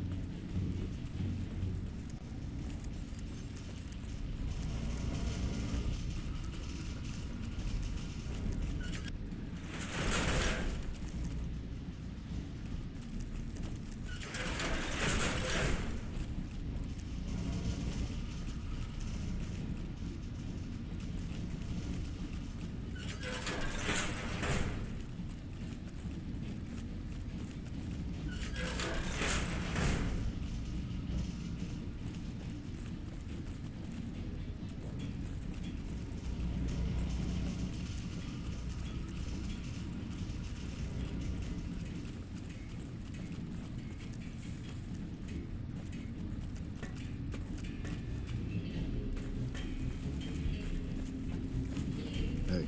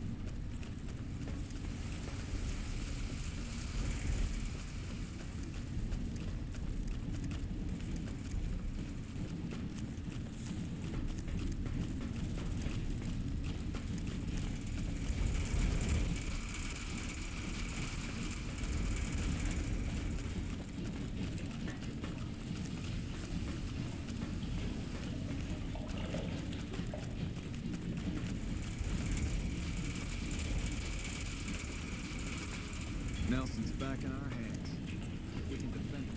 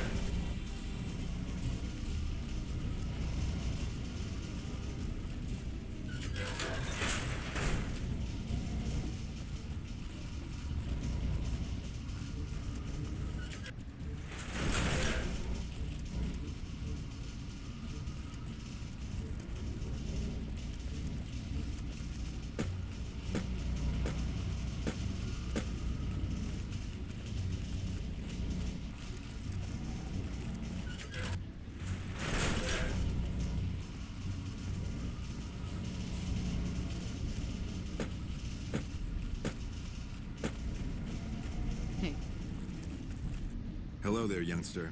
Welcome to my baby. The power station, the dam, they're my babies. Well, don't tell my grandchildren I said that. Anything in here that I haven't rebuilt, I've fixed. I've been here since well before the first battle. I've ground my knuckles on so much cement in here, it is nearly as much me as it is cement.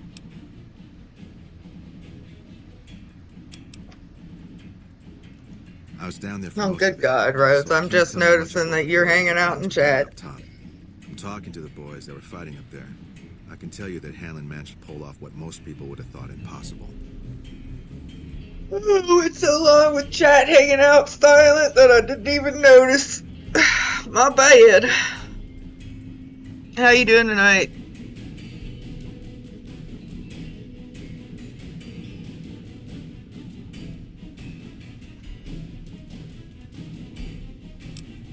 I'm the head engineer.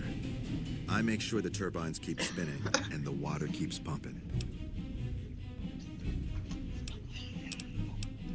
Been better, been worse. When I first came here, there was but one turbine spinning. At one point shortly after the last battle, I had 6 of them spinning. It was a wonderful sound. Only 4 of them are running right now.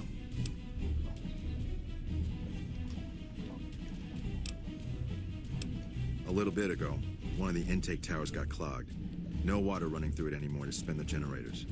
One of these days, I'll get some boys out to the turbine to get it running again. But right now, it is pretty low on the priority list. Bye.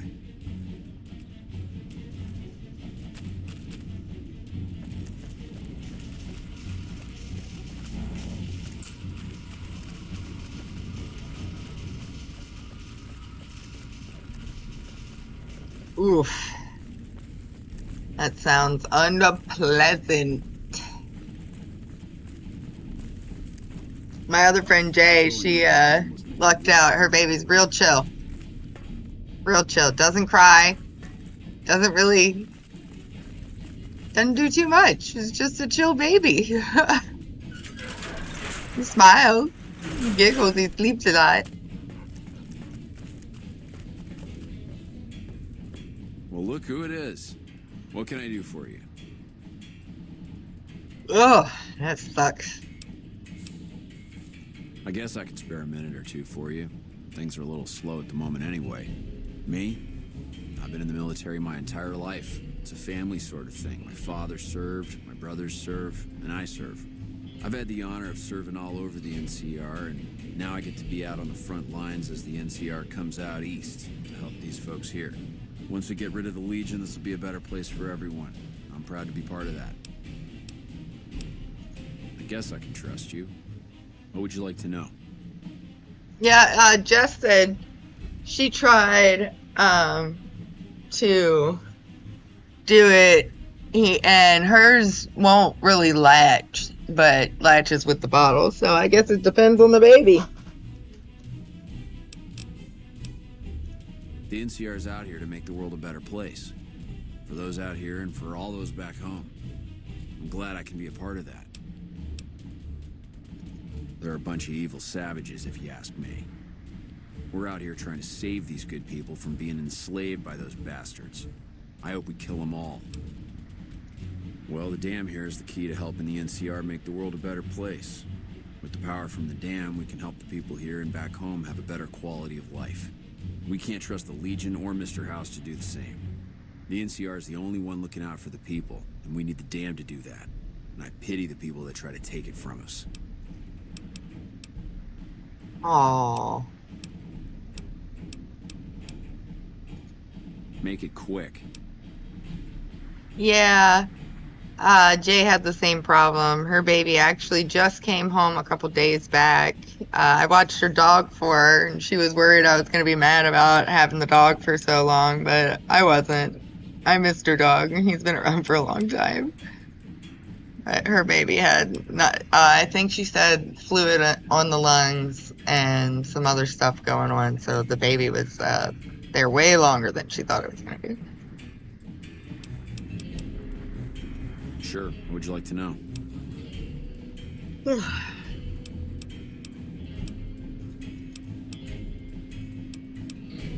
Unfortunately for you, I'm not authorized to trade with you. It's against regulations. I think it was a little over a week and a half. I'm not sure.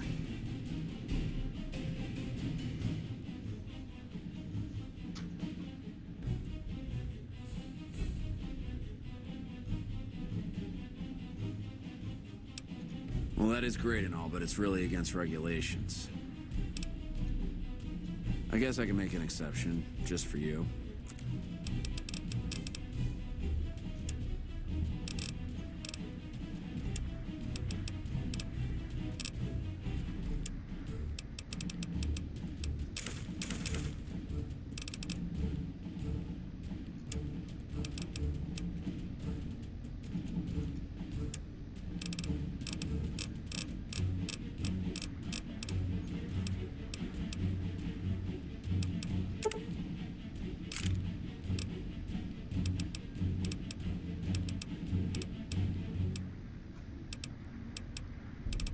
Damn, bro has a fuck load of ammo. I'm gonna take that for now. Come back later. Pleasure doing business with you. Bye.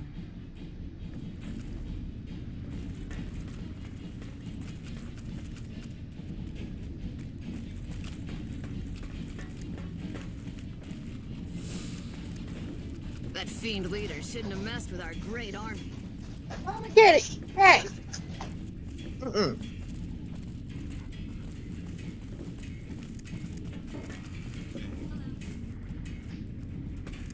Crazy bitch.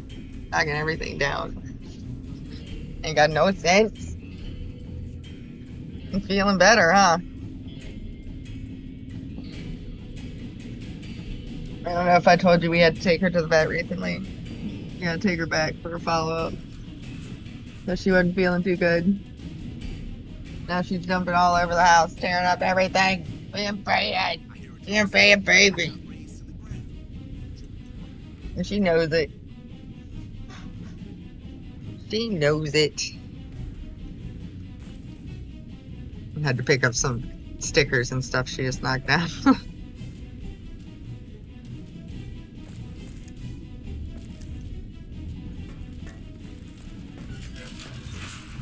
If he's in here, there's gotta be a bunch of other people that I didn't find in here because I've just been running around randomly instead of actually mapping it out in my head while I go in circles here.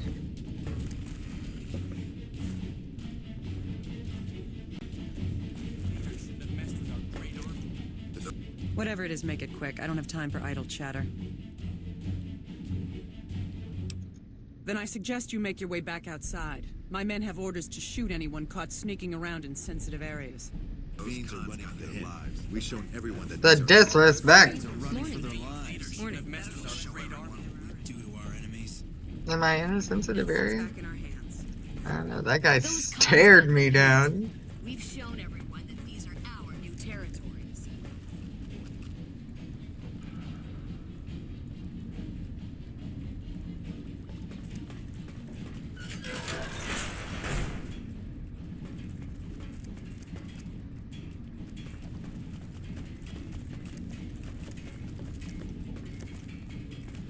Fiends are running for their lives. We won't go quietly. The Legion can count on that.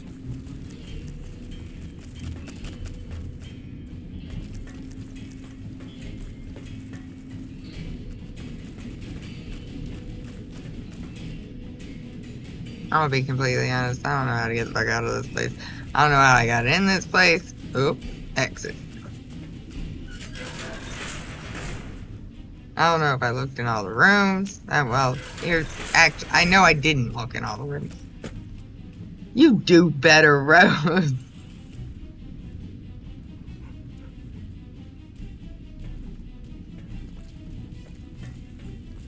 Yeah, she was my other friend. She was high risk, and I think her baby was a little early too. So I'm sure some stuff was not quite as developed as it could have been.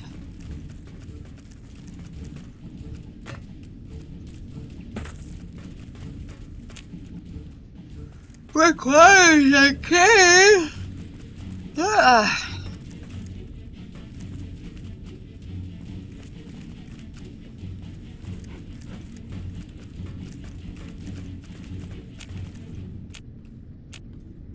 I want to live. That's the exit.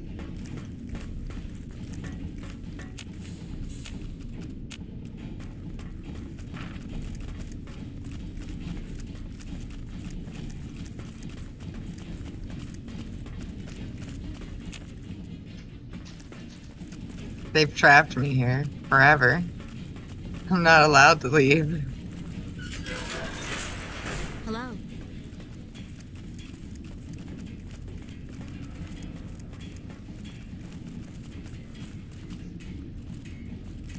Those cons got the hint. We've shown everyone that these are our new territories.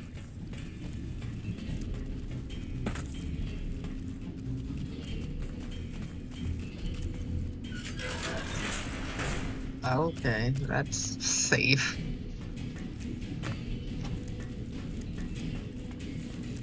That fiend leader shouldn't have messed with our great army.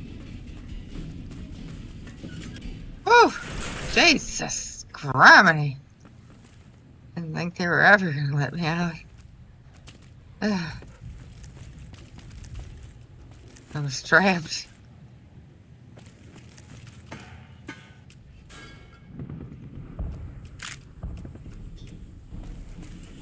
Ooh, I ended up way across from where I started at. Way across. That is not where I thought I was coming out at. Looks like we booted the Legion out of Nelson. About damn time.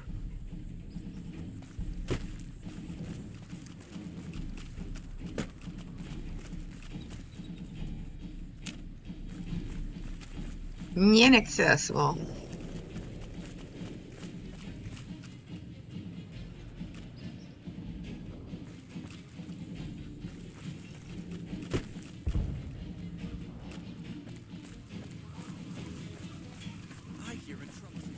Those cons got the hint. We've shown everyone that these are our new territories.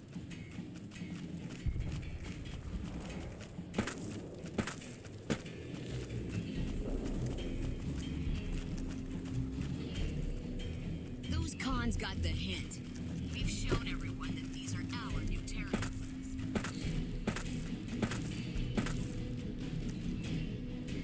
I sure hope I get to meet President Kimball.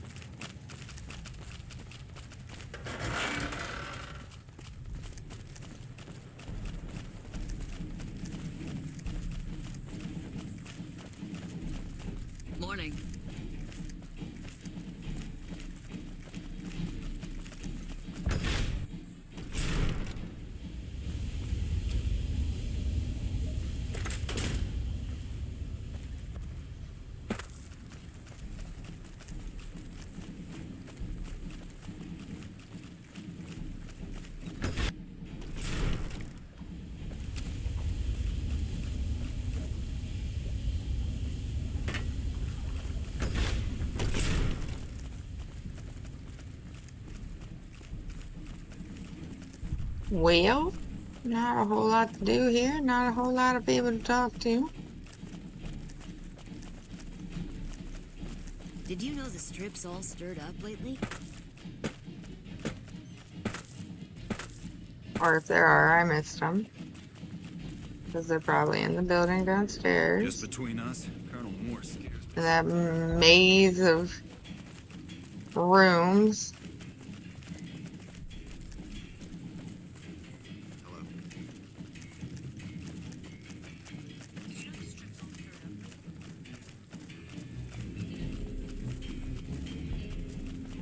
We won't go quietly. The Legion.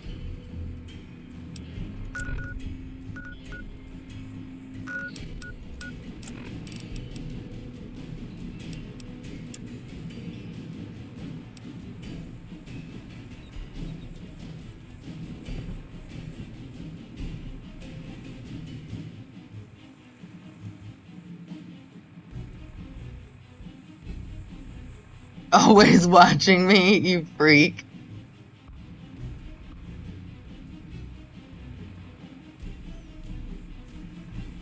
Everybody keeps asking me that. Everybody keeps asking me how David is. Why don't you guys ask David how David is? I'm worried about him too, because the chick that he's with is just... I think he thinks that she actually likes him, but she literally stood in my kitchen and told me that she was only getting with it. She likes ugly men because they're easier to manipulate, is what she said to me. Barry heard all of this, and he wanted her out. Like, we went over this repeatedly. Barry wanted her out 2 months after she got here. And he didn't want to be mean, so he didn't, like, say exactly why, but he got bad vibes from her, and then, like, my brothers, and Barry, then Kenny Red, everybody.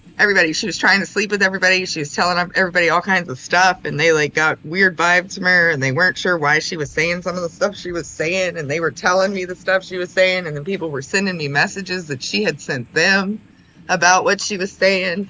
Like, even Evan, who had a falling out with Barry way back when he was dating the same girl that David is now sleeping with. Red also got with her, and then it left her. And then she was acting like Kenny wanted to get with her, but he wasn't as interested as I think she thought he was. And but my point is, either way, my point is this: she a snake, and she had done all kinds of fuck shit while she was here at my house. I had given her a place to stay because she said she was being abused by her parents, who Red, Kenny, several people have confirmed they're not abusive, and they were very nice to them, polite. They never had any issue with them.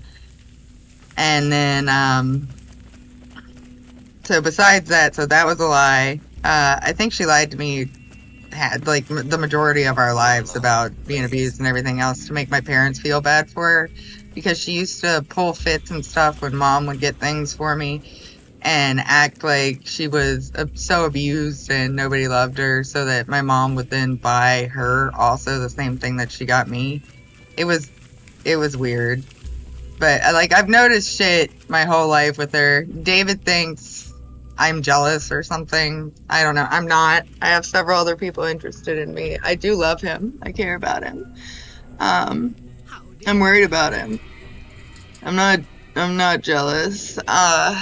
It's not what he thinks it is. She's also got him convinced that I kicked her out over him, but in reality, she was like breaking stuff and having her kids break stuff, and they were tearing my house up, and she wasn't cleaning up after her kids or watching her kids or feeding her kids. She kept losing jobs on purpose, blaming it on other coworkers and bosses. What she was really trying to do was not have to work at all. Like, she straight up said she didn't want to have to get another job after she quit the third one. And this all happened in 6 months. She was only here 6 months at my house. And tried to make me seem unstable and cruel, and like I abused her kids and her animals and her and all this crazy shit. and then told me she was moving out with some other guy, some drunk she met on the internet, and so that she wouldn't have to pay rent. When she moved here with $13,000 6 months ago and spent it all on nothing, because it wasn't her kids she spent it on. It wasn't bills, because she didn't give it to me. So I have no idea where it went. And then wanted me to feel sorry she didn't have the rent money she promised. I promised her one room. She ended up with a sunroom, half the basement, half the garage, and then my extra room as well, which was supposed to be my gaming room. And what happened was I expected her to pay the rent she said she was going to pay, but she was using me, and she was using Barry, and we were feeding her kids. We were housing her basically for free because all the money she was giving me went towards her half of the rent that went up. I mean, her half of the bills that went up because they were here. And then we were spending extra money on her kids as well, to give them food and stuff. Hey there. And, but she made it out like we stole all kinds of money from her, and we were cruel about stuff. And all this, what it was she moved here because she saw that I had Barry, and David was here with me. And, she was jealous. She didn't think I deserved to have what I had. She stood my kitchen and told me that she did what she did to humble me because, essentially she told me all kinds of shit. She told me I was pathetic. She told me my skin condition and my, mental disorders and all this other stuff is why nobody likes me. And like she said, Kenny and everybody and Red and other people had warned her not to associate with me and all this crazy shit. And I was like, in my head, I was thinking, like, where is this coming from? And then she accused me of being a narcissist. While we were standing in the kitchen, I'm crying to her about it. Like, that was the last straw. She accused me of being a narcissist. And I was like, oh, that's where it's coming from. That's where it's all coming from. Because you are the problem. You just self-diagnosed so hard. But no, she's taking advantage of David. She took advantage of me. She took advantage of Barry. She tried to take advantage of Red, but I think he got her number and he flipped the script. And she tried to take advantage of Kenny too, but I don't think he got her number, but he's got it now. And he knew about the stuff with Red and everything, so. My family knew too, and several of my other friends, like Jay and Tabs, told me I never should have let her move in here in the first place.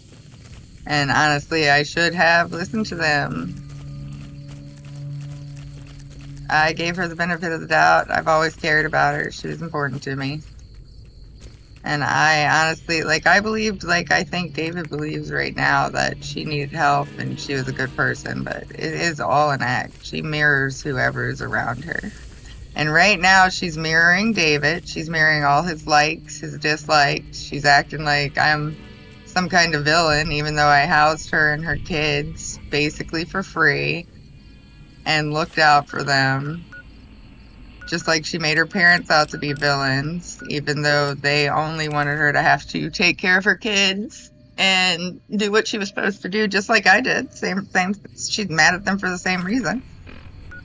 And David's letting her pull her I'm a victim, poor me act, when in reality she's abusive. She is an abuser. And what she's doing is actually sick. Because she's only doing it for to have to pay less. To not have to pay her own way and not have to take care of her kids like she should have to. And, as she said to my face, to humble me and hurt my feelings because I didn't deserve to be loved. Dead ass. To my face. Said it to me. Said I always win. I don't know what that was about. I always win. But that I've got nothing going for me. So she doesn't know why everybody, I guess, like flocks to me. This is like like I guess the word is paraphrasing. I'm paraphrasing all the crazy shit that came out of her mouth. And while she was coming to my house telling me this, acting like she still wanted to live in my house, she was going to David's apartment telling him the opposite of all of this and like playing into all his fears and insecurities. She did it to both of us. But I guess, you know, he was so lonely, he believed it. Not believed it, like he's not stupid. He just ran with it because I got mad at him and wouldn't talk to him. So I guess if he wants to ruin his life by taking care of a abusive user who literally threw her best friend of over 20 years under the bus after making her parents out to be abusive users as well, he can have fun with that. Also, all the stuff that, like, she's pretending to support, like, the political stuff that he supports and the rights that he's into and, like, the lifestyle he's into, she is was the exact opposite until she realized that I wasn't. Like, when she moved into my house here, she did not support the things that she is all of a sudden 6 months later pretending she is behind. Like this, and God, this girl stood in my house before I had kicked her out, back when I thought we were still like friends, and outright said to me she didn't care about herself, her body, her kids, essentially, and nothing. She didn't care. She didn't care. She outright said that to me. And I thought that it was like depression or whatever, kind of, and I wanted to help her figure it out, but as a friend, and since she had the kids, I was worried about them. And instead of being grateful for that, this is what she did. After ruining stuff in my house and breaking things that belonged to my grandma and granddad and my mom, and outright disregarding every rule and shit that she agreed. Like, there was literally only one rule, and it was that she agreed to in the lease, and it was that she couldn't have a ton of men in and out of my house. And it was because when I lived with her the last time at the apartment, she was moving men in, new dude, every couple months. When I say a couple, I mean like every 2 months. And they were randoms she met on the internet. She did not know these men. She was just moving random people into her home, which was also my home at the time, with her children, who at the time were under the age of 2, who I was living there taking care of. I was the live-in nanny so that she could work. Shit's wild. Like, this chick is, like, she used me for shit, like, her whole life, and then she's over at David's house pretending that, at David's apartment, pretending I'm some kind of monster, when in reality, she's really sick. Like, it's fucked up what she did here. It's fucked up what she did to me, to Barry. It's fucked up the kind of shit that she said about that's what I was getting to. She said she likes ugly men because they're easier to manipulate. And I guess she was right. I guess that's exactly what she was going for, because I guess he is dumber than he looks. Deadass told me she likes ugly men because they're easier to manipulate. And then, like I said, she was moving out with that, the drunk she met on the internet, because she wasn't paying her rent, and I finally put my foot down, because I was like, it's been 6 months, and you keep losing these jobs, and I mean, it's not a coincidence. It can't, every time you lose a job, it can't be like your boss's fault. It can't be another coworker's a bitch. Like, that's not what's happening here. 6 months, 3 or 4 different jobs when you have 2 children to take care of. The person you're renting from is giving you leniency on rent. You came with $13,000 that you blew in the first like month or 2. And now you're whining to the person you moved in with that you can't feed your kids and you can't pay your bills, and you expect the person you moved in with who has a grandmother who's dying from Alzheimer's and dementia that she's trying to take care of and who is sick herself and trying to keep up with her own bills, who you moved in with to help, mutual exchange of help here, to watch your kids 24/7 while you run the roads to bang all kinds of guys and you don't work and you don't pay any bills, and your fiance pays her bills and pays for her children, and because you wouldn't let that happen, she fucks your ex-fiance who is also your best friend and then convinces him you're some kind of monster so that she can move in to their house because she knows that because you already told her to her face that you're going to remove her from your home because she's clearly has a problem that you can't help her with. She is clearly sick. And then she stands there when after the cops tell you to get a note, I was like, what do I do about this? I can't talk to her. She's called you guys while she was moving out.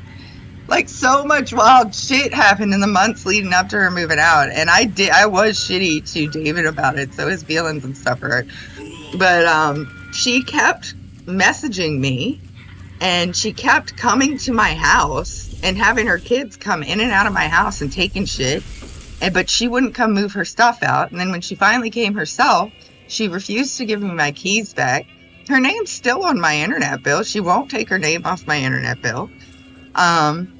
She tried to say she was going to call cops about animal abuse, child abuse, elderly abuse, all that. Like, she started throwing all this stuff out. She tried to say that she was going to get me trespassed on David's property and all this other stuff. And David didn't say any of this shit to me. She said all of it. And I was trying to talk to him the whole time.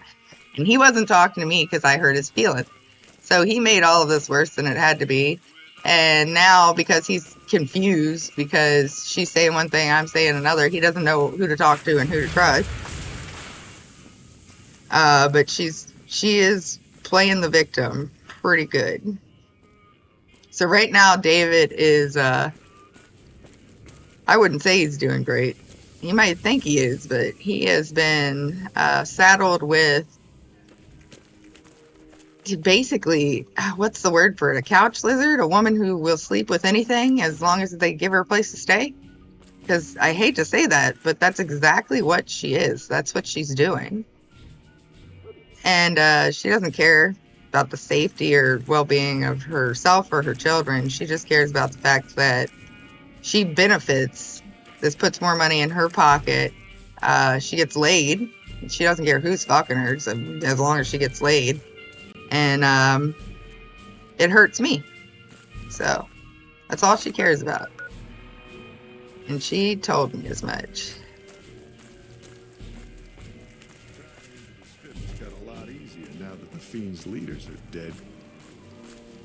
The territory. So he's being used, basically, is what I'm saying. Right now, David's being used. And before that, he was sad and he was lonely because, I'm with Barry and he wanted to be with me, and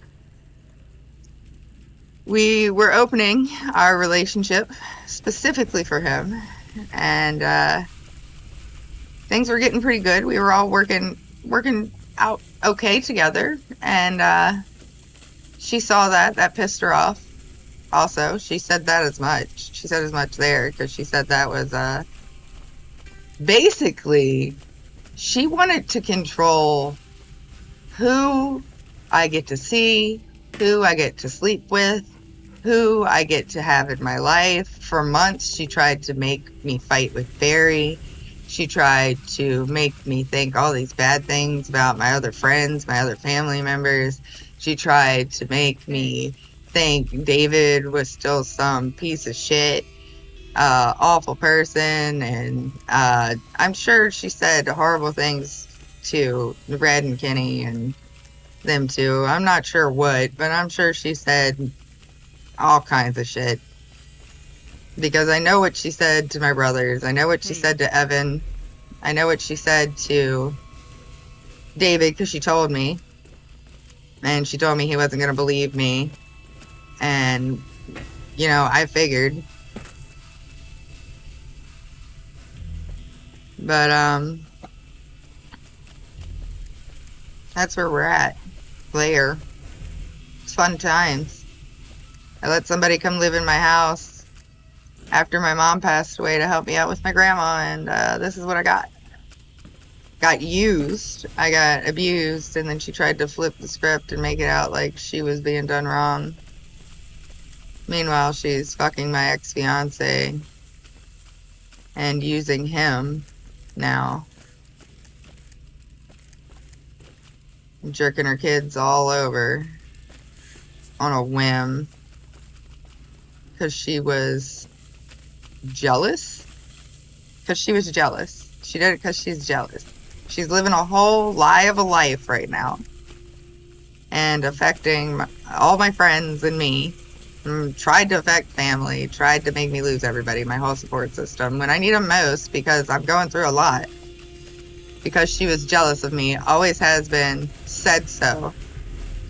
And I think when she did this, I think she thought that the stuff that she said to my dad and my brothers and like to Kitty or Red and about them and the stuff she spread to Evan and the stuff she was trying to say to Barry and stuff behind my back, I think she thought that more people were gonna bail on me. Or like I'd have a, where is this motherfucking guy? Or that I'd have a falling out with more people. And what actually happened is the only person who did not come to me to speak to me about it, the only person who believes her bullshit right now, and I don't even know if he believes it 100%, I just think he's lonely and needs to get laid, is David. Aha! The brave photographer returns. Good to see you.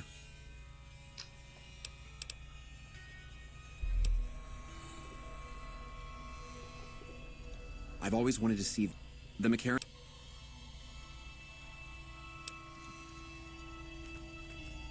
Aha! The brave photographer. Oh, that's wonderful. You have earned it, my friend. Now I can finally unveil my masterpieces to the world, all thanks to you. Come visit me again sometime.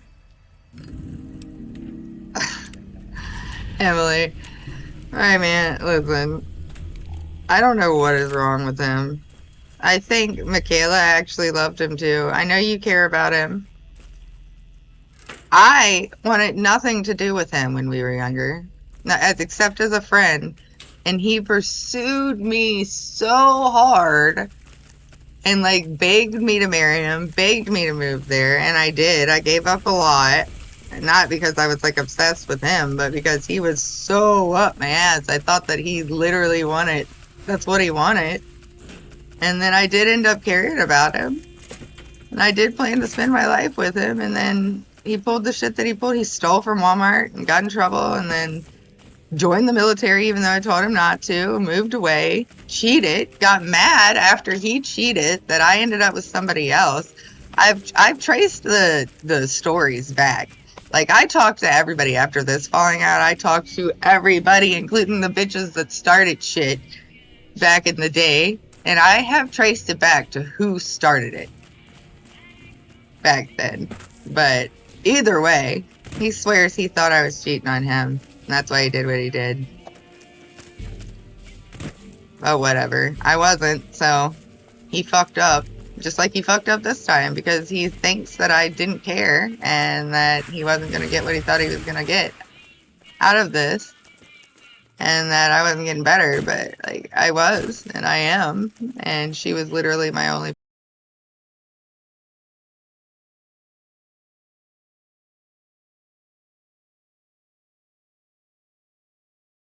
going here, but he doesn't. That's not what's happening. And by the time he figures it out, it's gonna be too late for him. He might never figure it out, honestly, because as long as he pays most of the bills, like he says he pays his bills, she pays hers, but that's bullshit. I know he's helping feed those kids. I know he's helping pay for gas and stuff. He probably helped her get a car after she wrecked hers for attention. Because that's the kind of stuff that I was doing for her. Because she was playing up this victim act, but I got her number. and I was gonna remove her. So she jumped to the closest next thing she could, and it was just a plus that it hurt me in the process. Because she couldn't get me any other way. She can't one-up me on merit or, you know, based on who she is. Because she's a bad person. She doesn't really have personality or anything else. Like, the stuff she likes and I've noticed over the time of her being here, she has no likes, no hobbies, nothing. Nothing. That wasn't something that I was into. And even that stuff, she didn't even like it until there was a man in the room to like it with her. And then she tried to play up that I'm the one that's a pick me.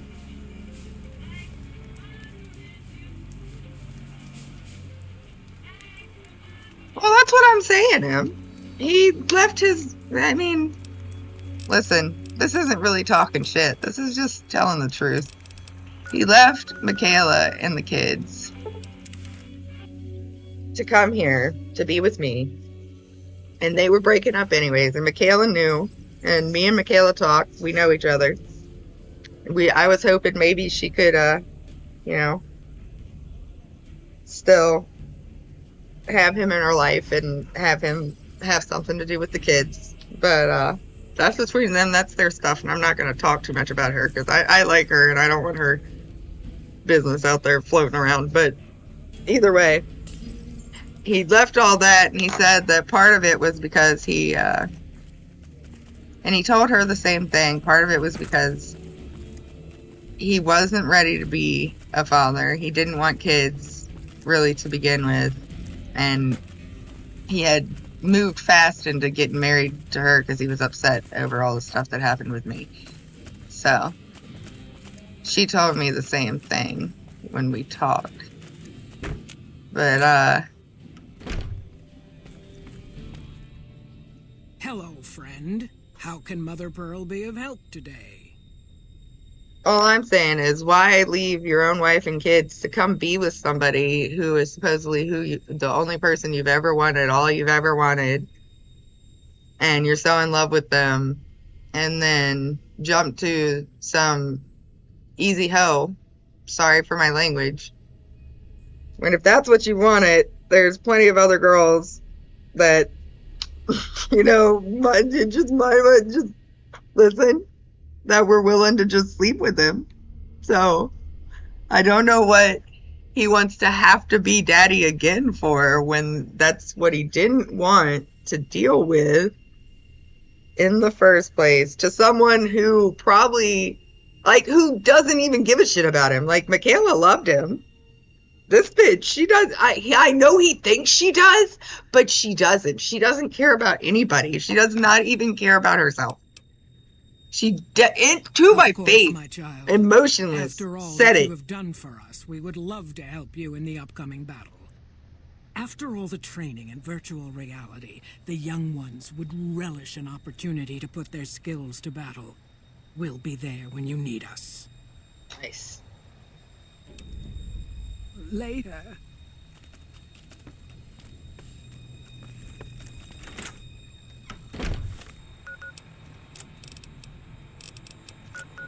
Emily, you're a hoe. You'd come if you wanted you to. See, I'm not a hoe. Look, he's like, you're a hoe. I'm not a hoe. Michaela, I guess, is kind of in the middle, I guess. When she wants to be. All of us care about him, and he's choosing to be with the one person who not only couldn't care less if he lives or dies, but like where he's at right now in his life, I'm not gonna give away. Like, it's really personal information. So what he is currently going through in his life, she is not the one to be involved in that. I can tell you that right now. And I'm gonna say that it's because she is extremely religious. She is not gay, bisexual in any way. She is not polyamorous in any way. experimental in any way. None of these things. None of these things. But she is currently pretending to be, and pretending that she supports all of those kind of things. And that she always has. She hasn't, by the way. She grew up in a Christian household. She's very anti-gay, anti-trans. I wouldn't say she's anti-gay. Her family and her are anti-trans. All you have to do is look at her dad's page, Facebook page, to know that.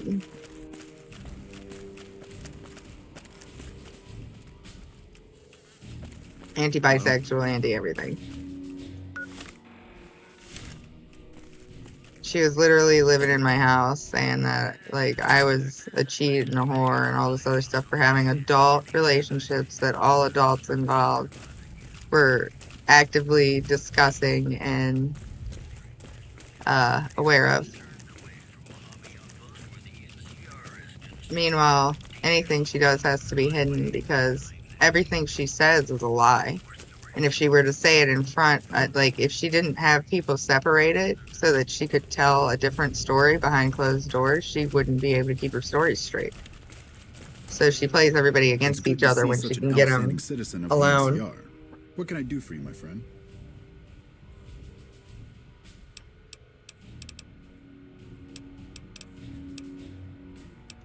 I hope. Excellent work. I can't tell you how useful that would be. In any event, I have another assignment ready and waiting for you. But we can speak of it later. Rest up, and when you're ready, speak to me again. It's good to see such an outstanding citizen of the NCR.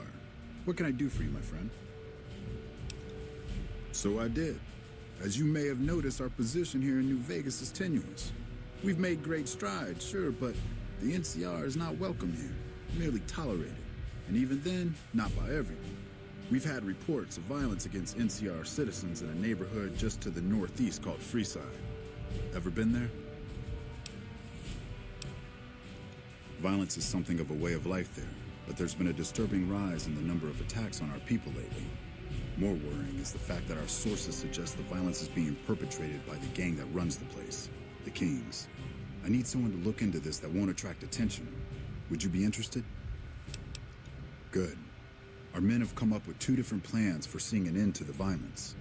First, our sources have tracked most of the attacks back to a king named Pacer. The consensus is that the violence will stop if he's removed. The problem is we can't simply kill him. In the current climate, the NCR would likely be blamed for his death. There is an alternative option, but my sources feel that getting rid of this Pacer fellow is our best shot.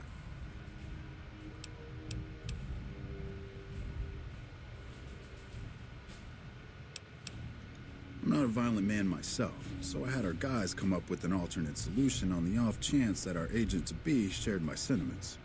In that case, we could take a different tact, but one that I at least have more experience with: diplomacy. If we can't go after the man responsible, we'll simply appeal to the man above him. The Kings, including our friend Pacer, report to the leader of their gang, the man who calls himself the King. He's Caucasian, in his mid-30s, and extremely charismatic. It's that last part we're counting on. The Kings are a bunch of young hoodlums who aren't inclined to listen to anyone except him. Get him on your side, and the rest will fall in line. Go and talk to the King. Try to convince him to put an end to this violence. Pacer's a punk, but he won't likely disobey a direct order. The King might not be open to the idea at first, so you may have to integrate yourself with him. Do whatever it takes. When it's done, one way or the other, report back here, and we'll take it from there. I wish you luck. If you run into some difficulty and think you'd rather just take the shot with Pacer, Rose, that's you fine can too. be your daddy. I can't. I'm still shaking my head over that.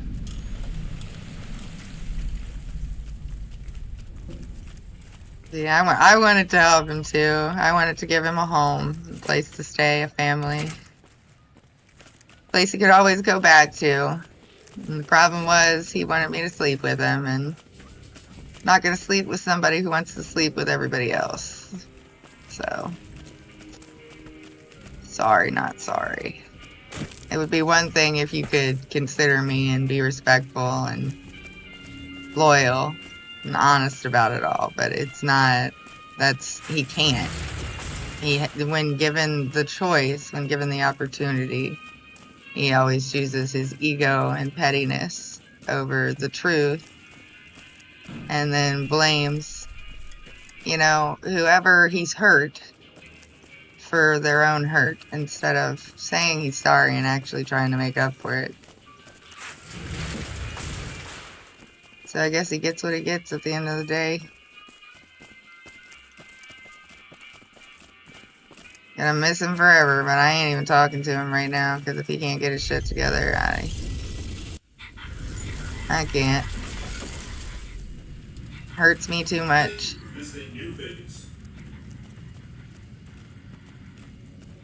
We all grew up together, though, and I was really hoping he meant what he said this time. And I think maybe he did, and that she lied to me and lied to him and made it something it wasn't. But, people won't listen, you can't make them.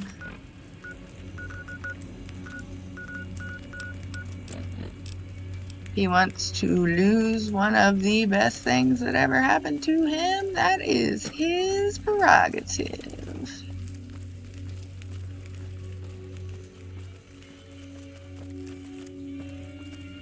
I just gotta accept that I can't spend my whole life trying to save him from himself. Or her from herself. I tried to help her, and this is what she did to me. And she knew this was gonna hurt me, and she did it on purpose. And I don't hate him, because this wasn't on purpose, I don't think, in his defense, like. Weird.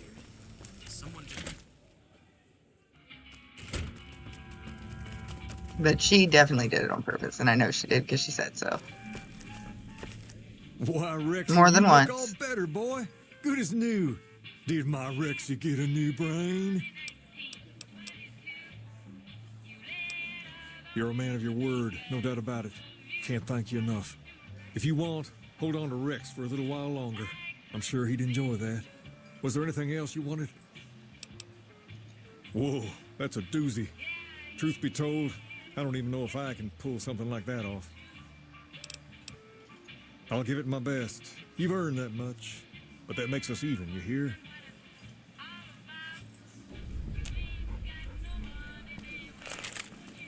Weird. Someone just told me that the cons split the Vegas area. Wonder where they...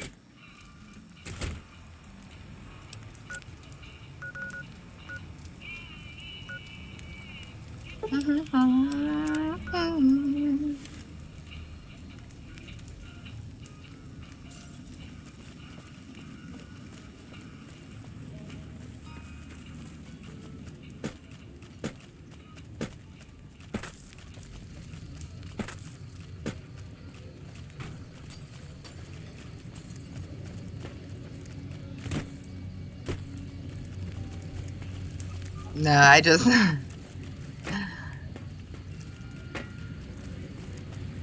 I just went on a tirade.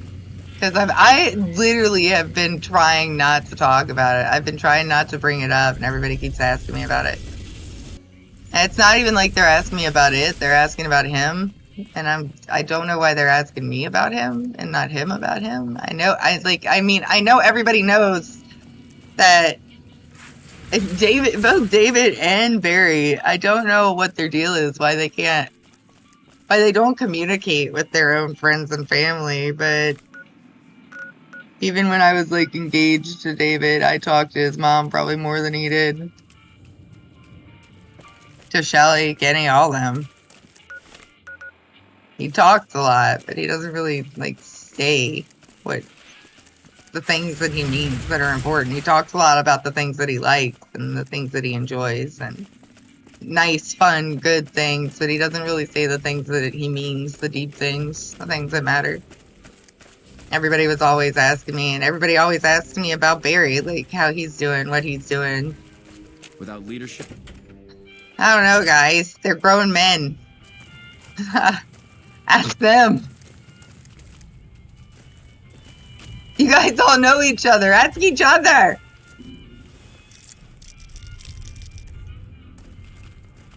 Jeez. Am I the glue that holds these friendships together, Emily? Like, what is going on? I don't even leave my house. Evening.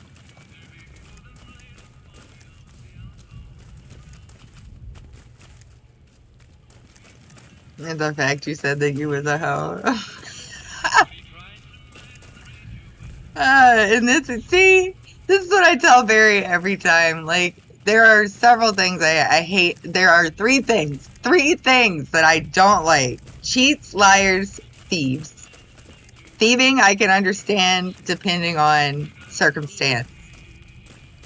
Lying, if your life is in danger, makes sense. Stealing, well, we went over that. Thieving and the cheating just never makes sense because you could Hello. just tell somebody I or trust you have leave. something to report concerning the Freeside situation? You could just tell somebody you don't want to be with them anymore and then go be with other people or leave. It's that easy. It's that easy. You don't go behind somebody's back, lie to them, act like they're unstable, try to pretend you never said you were in love with them and you wanted to marry them and they were all you ever wanted, and try to act like this new bitch is like an angel. That's crazy shit. That's crazy. That is not how adults handle situations. It isn't.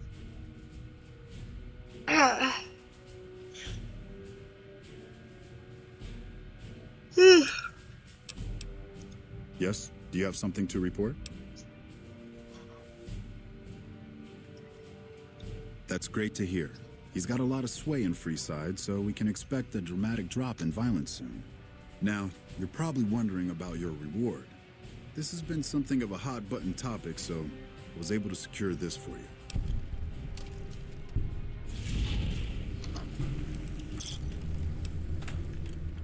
Well, I don't officially have access to any more funds, but here. This is from me personally. There's more coming your way, too. I've received a message from Colonel Moore up at Hoover Dam. She's been following your exploits and has requested that you meet with her. You're not officially in the employ of the NCR, so there's nothing forcing you to go. But I'd go see her sooner rather than later. The Colonel is not someone you want to keep waiting.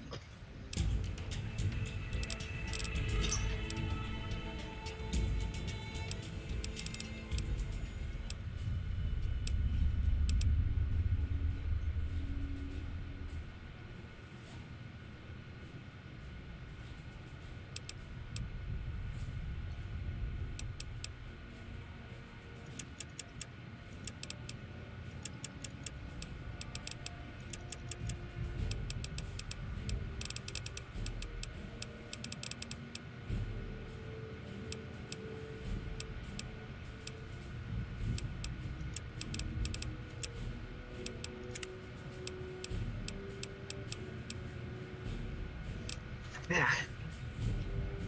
Oh my god, I know I keep going back to it. I don't want to keep talking about it though, like for real. I tried to talk about it with him, like I tried to talk to him about it recently, and there just isn't any talking to somebody who won't see themselves, so I won't see who they're with. So. If y'all want to check on him, see how his life's going, that's your prerogative.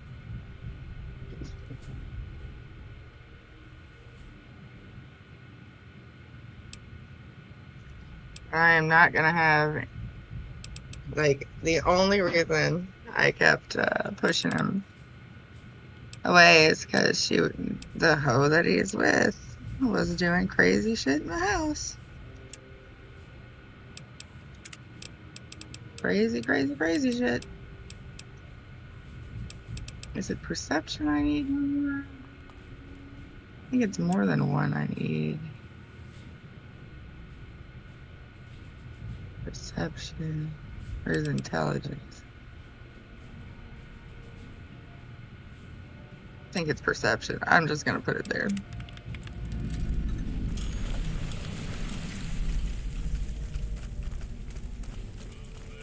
Help you?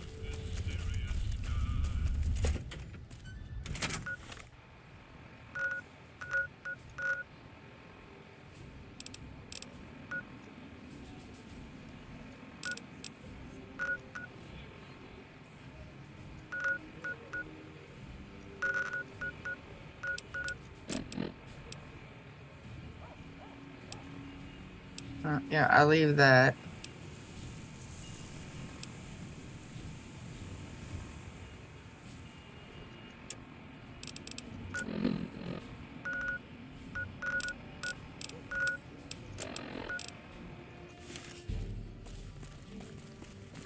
Hey.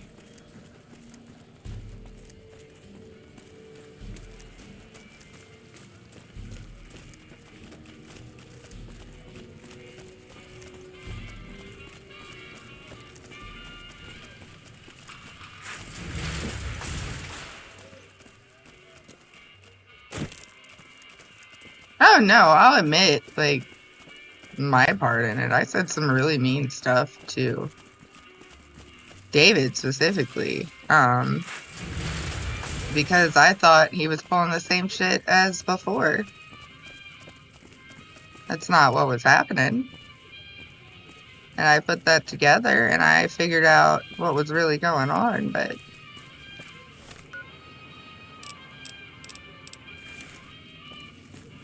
you don't want to hear it. And that was her goal. She wanted to make it impossible for us to talk to each other, so she did.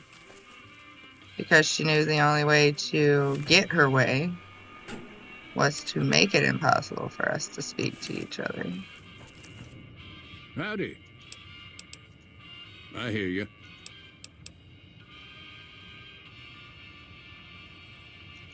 Kid, look around you. There's poison and death everywhere. And people like Heck are responsible for the misery we suffer. What right do they have to continue with their mischief and killing, huh? Hell, a good thrashing is what I want to give them. But I see your point, kid. Things will never change without us good folks. All right, I'm gonna get Ethel far away from this damn city and head back home. There's a worthy life waiting for us there. Thanks for your help, kid. So long.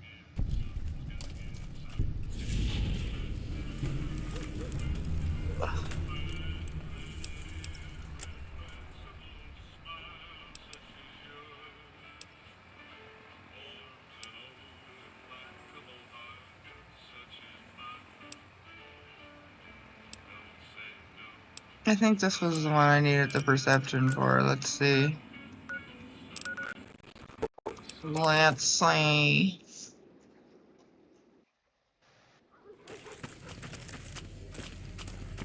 Feels good not to have to drag a Brahmin train across the Mojave.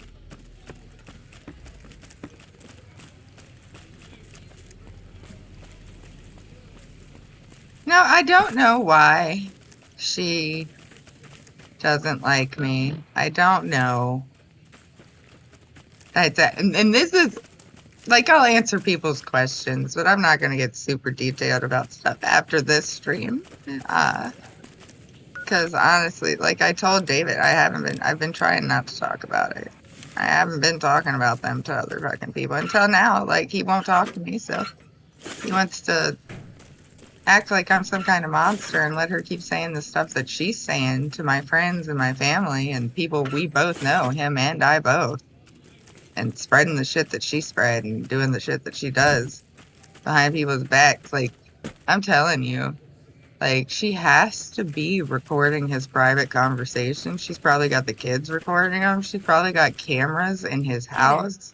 Need Like, anything? because she had cameras in my house. She had Sure. her Here's what kids I've got. standing outside my door, like, recording private conversations between David and I, Barry and I, Kenny and I. Like, I caught them. Barry caught them. On multiple times, she had the kids come into the room when we were doing things, and she came in when we were doing things. It's weird, Em, I'm telling you. And I don't know why she doesn't like me. I really don't, because we never fought about anything that I can even remember, ever. Not once. I was never mean to her. If anything, she picked on me when we were growing up because I let her, because I always felt bad about the way she was supposedly being treated at home and by everyone else, which at this point I don't think was true. And I let her come stay at my house all the time because she was supposedly abused at home. My parents felt sorry for her, so my mom, like I said, she would act dejected and upset whenever my mom would give me anything, even if it was like a birthday gift or something, and then my mom would give her the exact same thing. Like, she invaded my whole life, all my personal space, and for a long time I thought it was just because she was lonely and I was her friend, because not because I felt sorry for her, but because I liked to draw and I liked manga and stuff like that, and it seemed like she wanted to get into that stuff and she liked a little bit of it, so I figured I could be friends with her. And I've never cared about how somebody looks or if they're a little weird or if their family's like fucked up or whatever, so I just thought we were friends. I cared about her. And I hear the NCR. apparently the whole time she was just looking at me and my life. You again? And she was jealous of who I was. He did, huh? All right. No.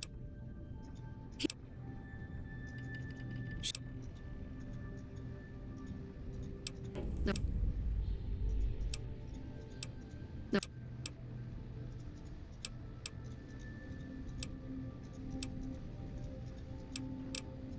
Goodbye, stranger. And then she's making sure in like text messages and stuff that's like physical, she's making sure to say things like she's not jealous of me and I'm unstable and all this other stuff. And you're making statements in text messages that are nowhere near the truth. Nothing. Nowhere near the truth. Like, she's delusional, the shit she's saying to me. Like, I showed him to Barry.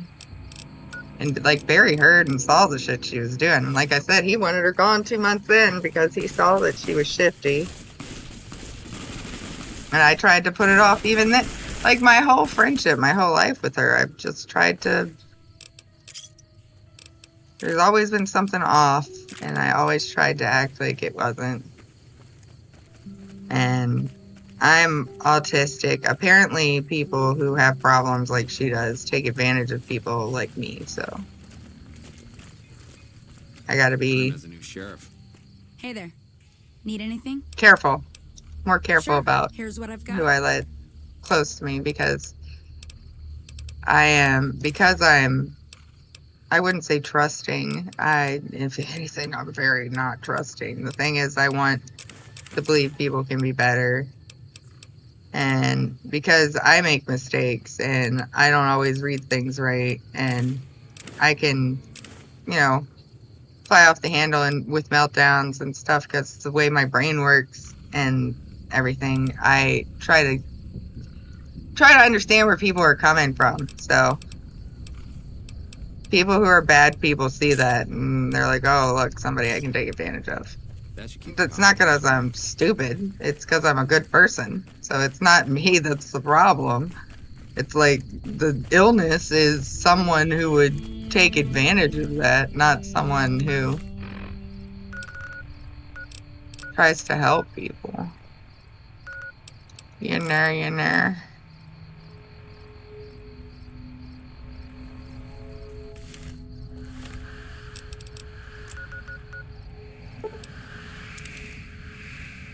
The only reason I know that this was not me is because I was upset about all this. I cried over it. I'm still upset about it. I actually cared about both of them. I've worried about both of them since then, and they've both been awful to me. Both of them.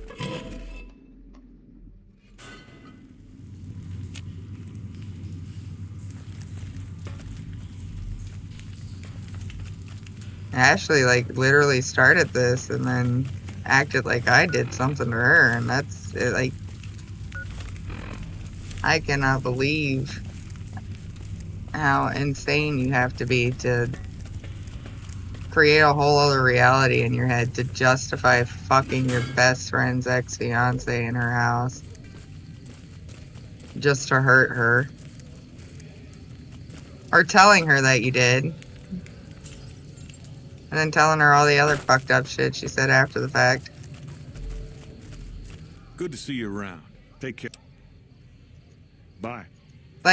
because she couldn't come up with anything else when I called her on her shit, she literally tried to make me feel bad for medical conditions that I have no control over. I called her out for her parenting and how I was raising her kids, and for lying to me about the money and the jobs, and for being an opportunistic whore, which is what she's being, and for using David, and for trying to get into my fiance's pants, and for the fact that she went behind my back and I called her on what she did there, on trying to sleep with all of my friends and some of my family members so that she could get in their heads to try that to make them dislike me for no reason. You guys, that's what's crazy. Like, you asked why she doesn't like me. You asked me why she doesn't like me. She has no reason. None. I am actually, like, I am mentally and physically ill myself. I have a lot of problems. I'm not insane. I'm depressed and I'm autistic. And I've been told by a therapist I'm too smart for my own good. So basically I have anxiety and like stomach problems and stuff. And I'm so anxious. I've given myself like autoimmune issues because of how much I think and how much I know. And I put pieces together. And I understand things. I don't know how to explain it to you, but like that's me. So keep getting started on what I'm trying to say and then getting distracted because I'm trying to complete quests and answer questions. What's eating you? Alice. Oh, yeah. I've seen her around here much too often as of late. I reckon she's been hanging out with Andy and his crew. Try the gray. Beats me why people go into that forsaken thing. At least with huts and sewers, you know they ain't crumbling on top of your head. So long, warrior.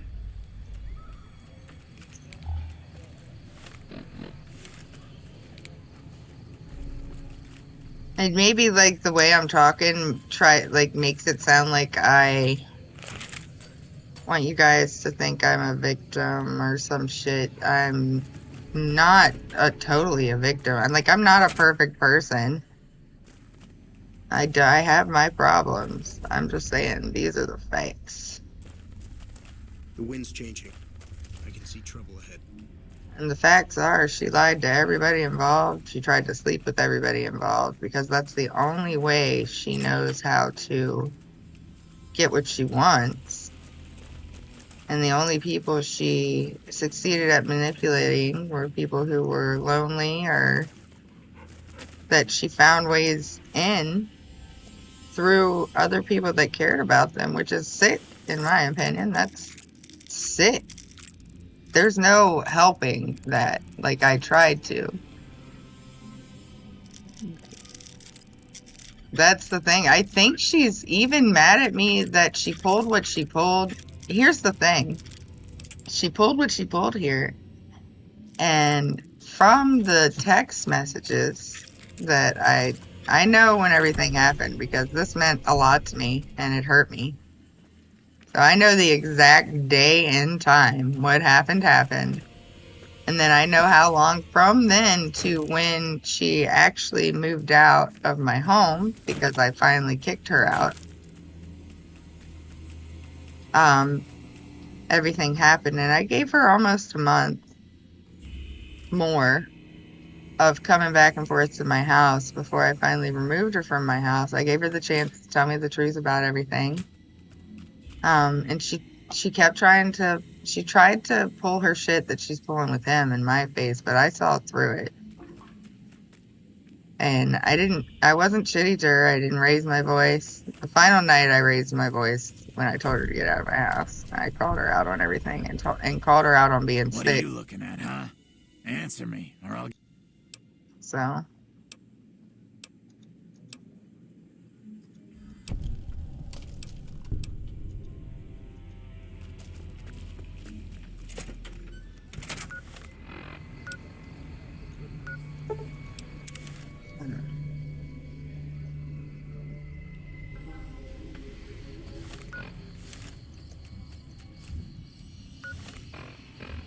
I guess I've answered. Yeah, I guess I've answered your question.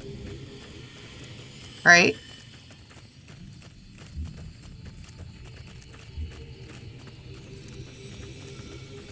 Oh. Listen, your guess is as good as mine. Because I literally let her, like, from A to B, our entire friendship goes like this. I used to ride the bus from my school. McLavity's a hard. Need anything?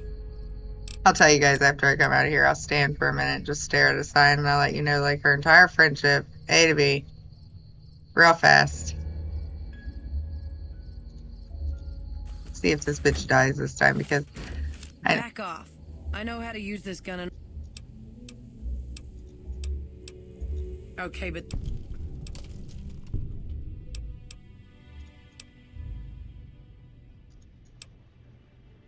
Fuck! It's intelligence, and I needed 2 of them.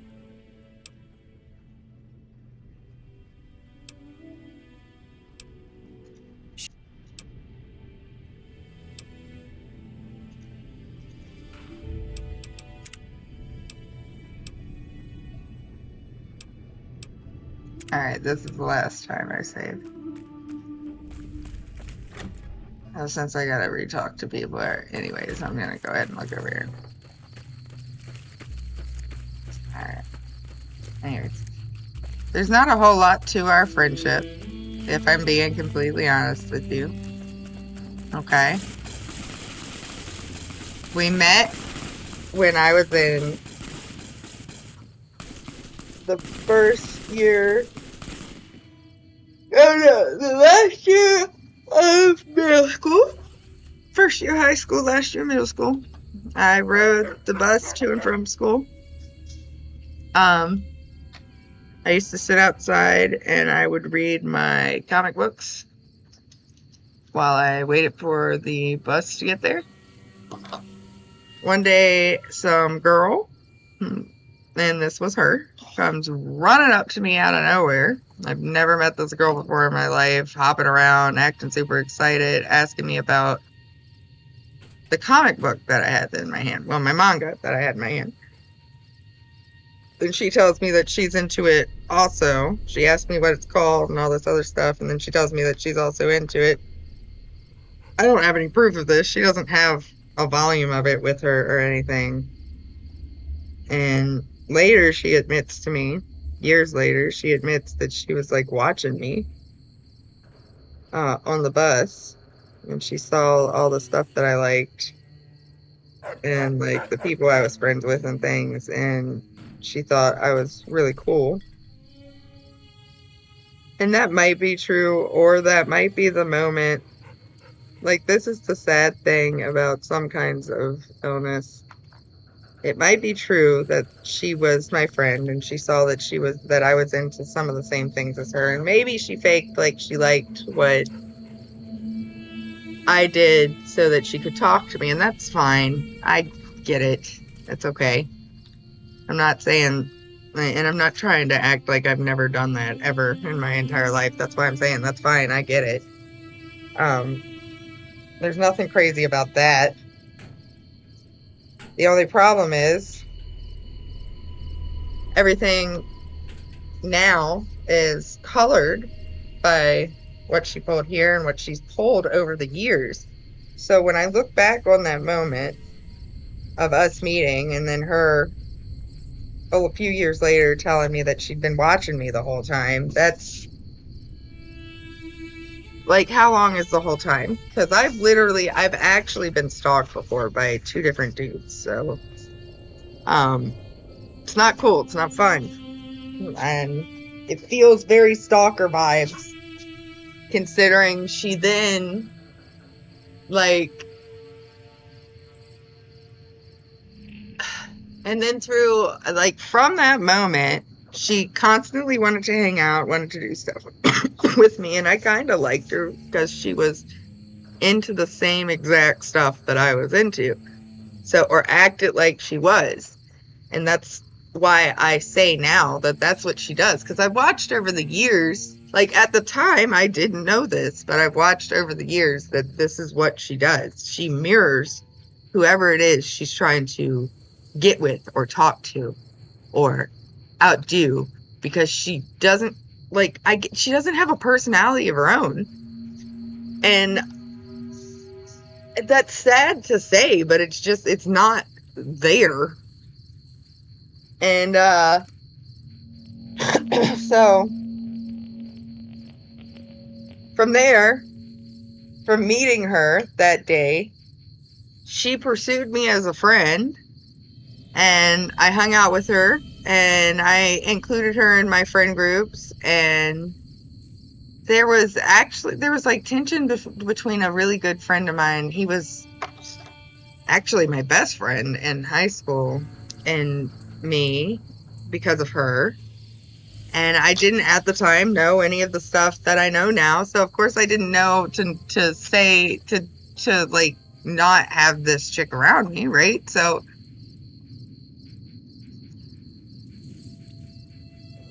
there was also a lot of like I don't know what the right word is for it. I think it's nagging, where you like pick on somebody and you act like, oh, it's a joke, but like you really mean what you're saying. She's done that our entire friendship.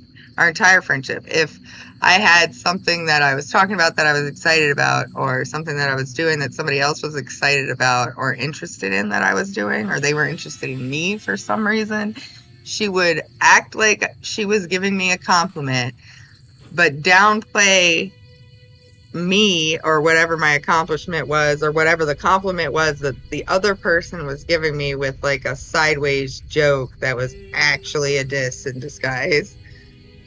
And I know that now. I didn't know that then. Then that's the thing about being around people like her. You don't know it till after the fact. Way later, especially if you're a nice person and you try to include people. And you don't want people to feel left out or be treated like shit, because that's how you've been treated, you know?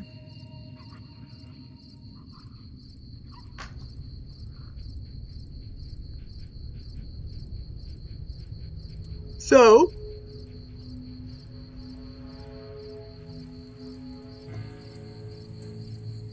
that was high school, pretty much.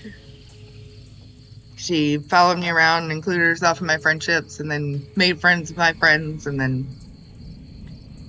things would happen whenever, like, I guess she'd get a stick up her ass. I guess she probably caused several issues with several friendships and several relationships, and I just didn't realize until now. But luckily, those worked themselves out, or I worked them out, or people over the years have admitted that she had something to do with it. And like, I didn't realize she was this awful person. Like, I thought she maybe did bad things, said bad things, acted out the way she did because she was hurting herself. But there's a difference between hurting and liking to hurt other people. And that's what I noticed about her. That's what she likes, to hurt other people, to one up other people. She's petty and she's vindictive. She's cruel. She's calculated. She's not smart. She doesn't have a personality. She just knows how to mimic everyone around her and get what she wants. But that's not a good thing. That's actually a personality flaw. Like, that's a problem. It's actually like anti-personality, like antisocial personality disorder. Like, it's behavior related to that. And but either way, then she, like, throughout high school, played up feel sorry for me, basically. Hung around me all the time, like I said, all my friendships, all that, blah, blah, blah, blah, blah. Made my mom feel bad for her. Like, invaded my family, my life, and I didn't mind at the time because I didn't realize what she was doing. But thinking back, that's what she was doing. And I don't know if it was because she liked me and didn't know how else to include herself, or if she's literally psychotic and she just had to be closer to what she wanted to be, what she wanted to copy, what she wanted to, in her own words, humble or make less of, because it made her, like, I guess me existing and being a good person and like being who I say I am and doing the things I say I'm going to do made her feel bad about herself, because she doesn't keep her word and she isn't what she pretends to be. Like, she doesn't even like the things she acts like she likes. She doesn't even, it's not real. And like, growing up, also, like, I noticed the weird stuff with my mom, but I never said anything about that. I noticed the weird stuff in school, but I never said anything about that because, like I said, we were teenagers, and then from the way she explained her home situation, I felt sorry. Um, and from the way she mimicked all my likes and dislikes, I thought we were compatible. We were friends, and we had something we could like build off of, even if we weren't like exactly the same. Like, nobody's gonna be exactly the same as you. You can't expect that. So McLafferty's been riding ass. I don't know. I thought she was just a person with problems, but turns out she is a problem that looks like a person. Because then after high school, she went on, she moved to California, I moved to Indiana. And I had called her when I had the falling out with David the first time, when we were engaged. I was younger. And I needed her help for once in my life. I needed her to show up as a friend. And that's when she told me, like, and I realized this too, like, it was in that moment that she told me that she was having all the problems that she was having with the guy that she was with at the time. And it was almost like she had to one up me and who had the worst problem. But like, I remember, um, I remember at the time I'd called her crying about that and was upset and wanted to talk to her about it. And, she flipped the script to all the stuff that was supposedly going on with her, which I don't believe that now either, because she still talks to that guy's mom and him, her first kid's dad. She swore he was abusive and that he left her at like an abortion clinic and stuff and wanted her to not have her kid and everything. But that's time and obviousness have proven that was a lie. But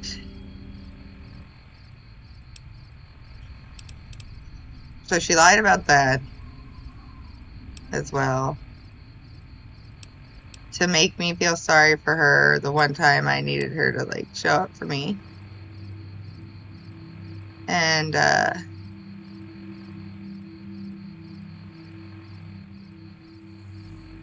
I fix her now? I don't know. I might be able to fix her now.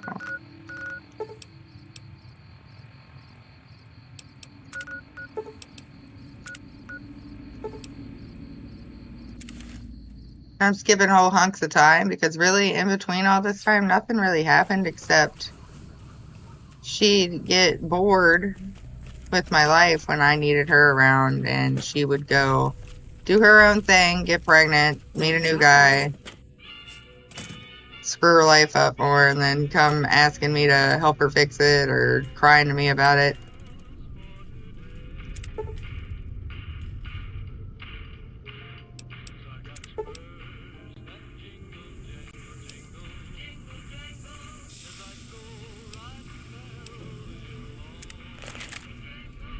Fixed it.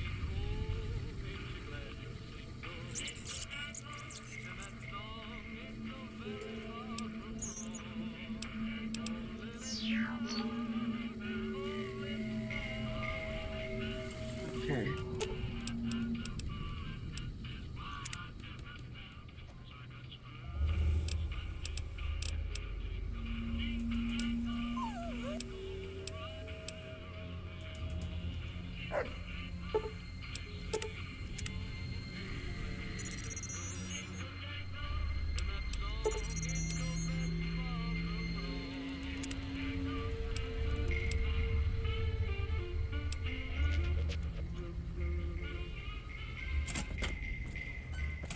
Alright, so then all that happened. I ended up worrying about her. She didn't really help me with anything then. And it's like she always makes it about her. It's always her. She's always worse off. Somebody's always being awful to her. And I'll admit that I have some crazy stories about some people, and that's because people like her exist. It's not because I'm a problem. It's because I'm always trying to help people, and they are always fucked up. I mean, I'm fucked up in my own ways, but I'm not this kind of fucked up. And I know it. So, but,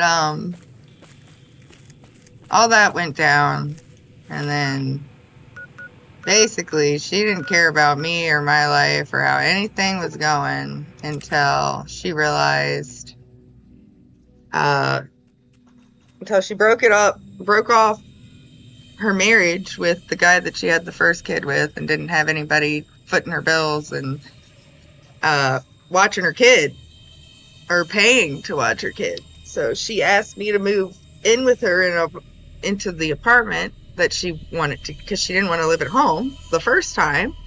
She asked me to move in with her to an apartment and asked me to be a living nanny and watch her kid. And I wouldn't have to pay rent in exchange for watching her kid and cooking and cleaning and all that stuff. And I did. Not, you know, a lot more than she wants to admit. And then I ended up, she was fine with the setup. Everything was good until she ended up realizing she couldn't foot the bills by herself, and she had asked me to move in there, and like I couldn't work because if I was working, she didn't have anybody to watch Sammy. And when I had moved in, it was under the agreement that I was moving in to watch Sammy because I was living rent-free at the time at home, and I was fine. And she wanted to move out. She did not want to live where she was living at the time. And I figured, okay. So I did. And she couldn't figure out rent. So I talked to another friend of mine, Tabs, the one I mentioned before, who had told me not to let her move in here in the first place. I asked her about moving in because she had wanted to get out and do some stuff too on her own. And we'd gotten along like the whole time we've known each other. We still get along. And she moved in to help with rent so that we could all live together. And I figured 3 chicks together in an apartment raising Sammy, the little baby, like we'd all be safer there and have help and assistance if we needed it. And Sammy would have 3 people constantly around. So it was a win-win for everybody. And lived there for a while. It was not very long. It was maybe 2 years, tops, 3, somewhere in there. Because after Tabby moved in, she kept trying to get me to fight with Tabitha. She kept trying to put me in the middle of whatever was going on with them. And she kept trying to say this stuff about Tabby that wasn't true.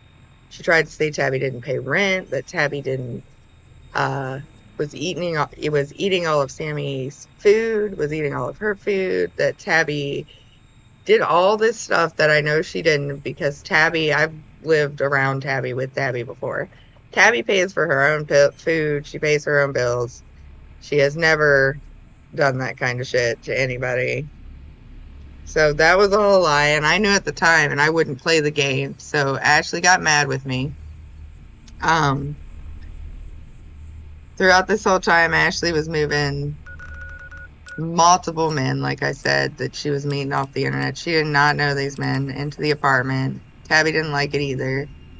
It was people we didn't know, people she didn't know, around us and the kids. And you know, you do your own thing in your own house if you live by yourself, but when you have other roommates, especially one that's paying half of the bills.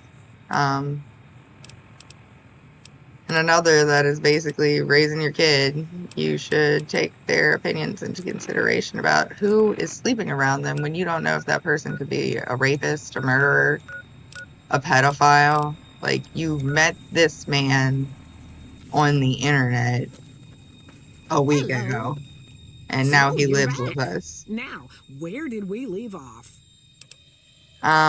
Take. So there's that. That was fun. That all ended up falling through because Tabby ended up getting a boyfriend that stayed with her. I think Ashley was jealous of that too, because of all the men that she had in and out of there. None of them stayed with her. And it was because she was moving guys in that I think some of them moved in just to take advantage of someone who was desperate, who seemed desperate. And I don't blame her. She had a kid. She wanted somebody to be with herself. It's like she's a human being. At the time, I thought that, so I felt bad for her, and felt bad that they were doing it. I tried to talk to her about it, but you can't talk to somebody who doesn't want to admit something to themselves, you know. So that is what it is. I couldn't do anything about it, and I just decided I wasn't gonna keep living with it, because So you're back. I had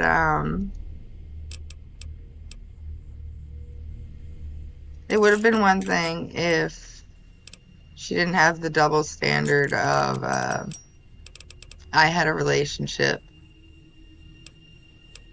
and Tabby had a relationship, and she treated both of us like trash. Meanwhile, she's moving multiple people in and out of her house that she doesn't even know. And me and Tabby both kind of took offense to that because she was trying to make us feel like we were hoes for having long-term relationships with people.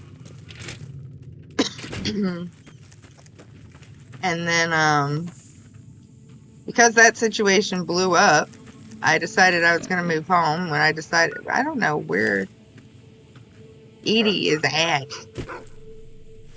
She's supposed to be here. Let me go back. I guess maybe I didn't grab her. Nope, I didn't grab her. God damn it. My bad.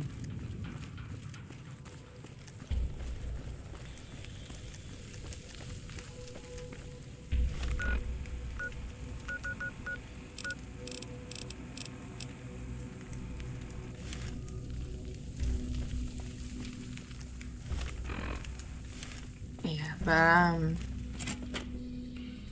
I ended up deciding to go home. And when I decided to go home, she got mad about that. She told my mother that I was in a polyamorous relationship with multiple people that were living with us. And that, and she said it because she knew my mom and dad were religious, and she thought that they would kick me out and I wouldn't have anywhere to live if she said that to them. And my mom didn't tell me that till years and years and years later. But she did tell me that she said that, and that she didn't like it. Not that she didn't like the relationship that I was supposedly in, but that she didn't like what Ashley had said, or why, like, the way she had said it, that she felt like she had said it to try to cause an issue with us. It didn't work, and my mom always felt bad for Ashley also. So, and my mom was a really good person. So I could not believe she did that, and I was like, well, no, you know, it's not a relationship unless you're like with people for a very long time and dating and having sex a lot more than like maybe once. So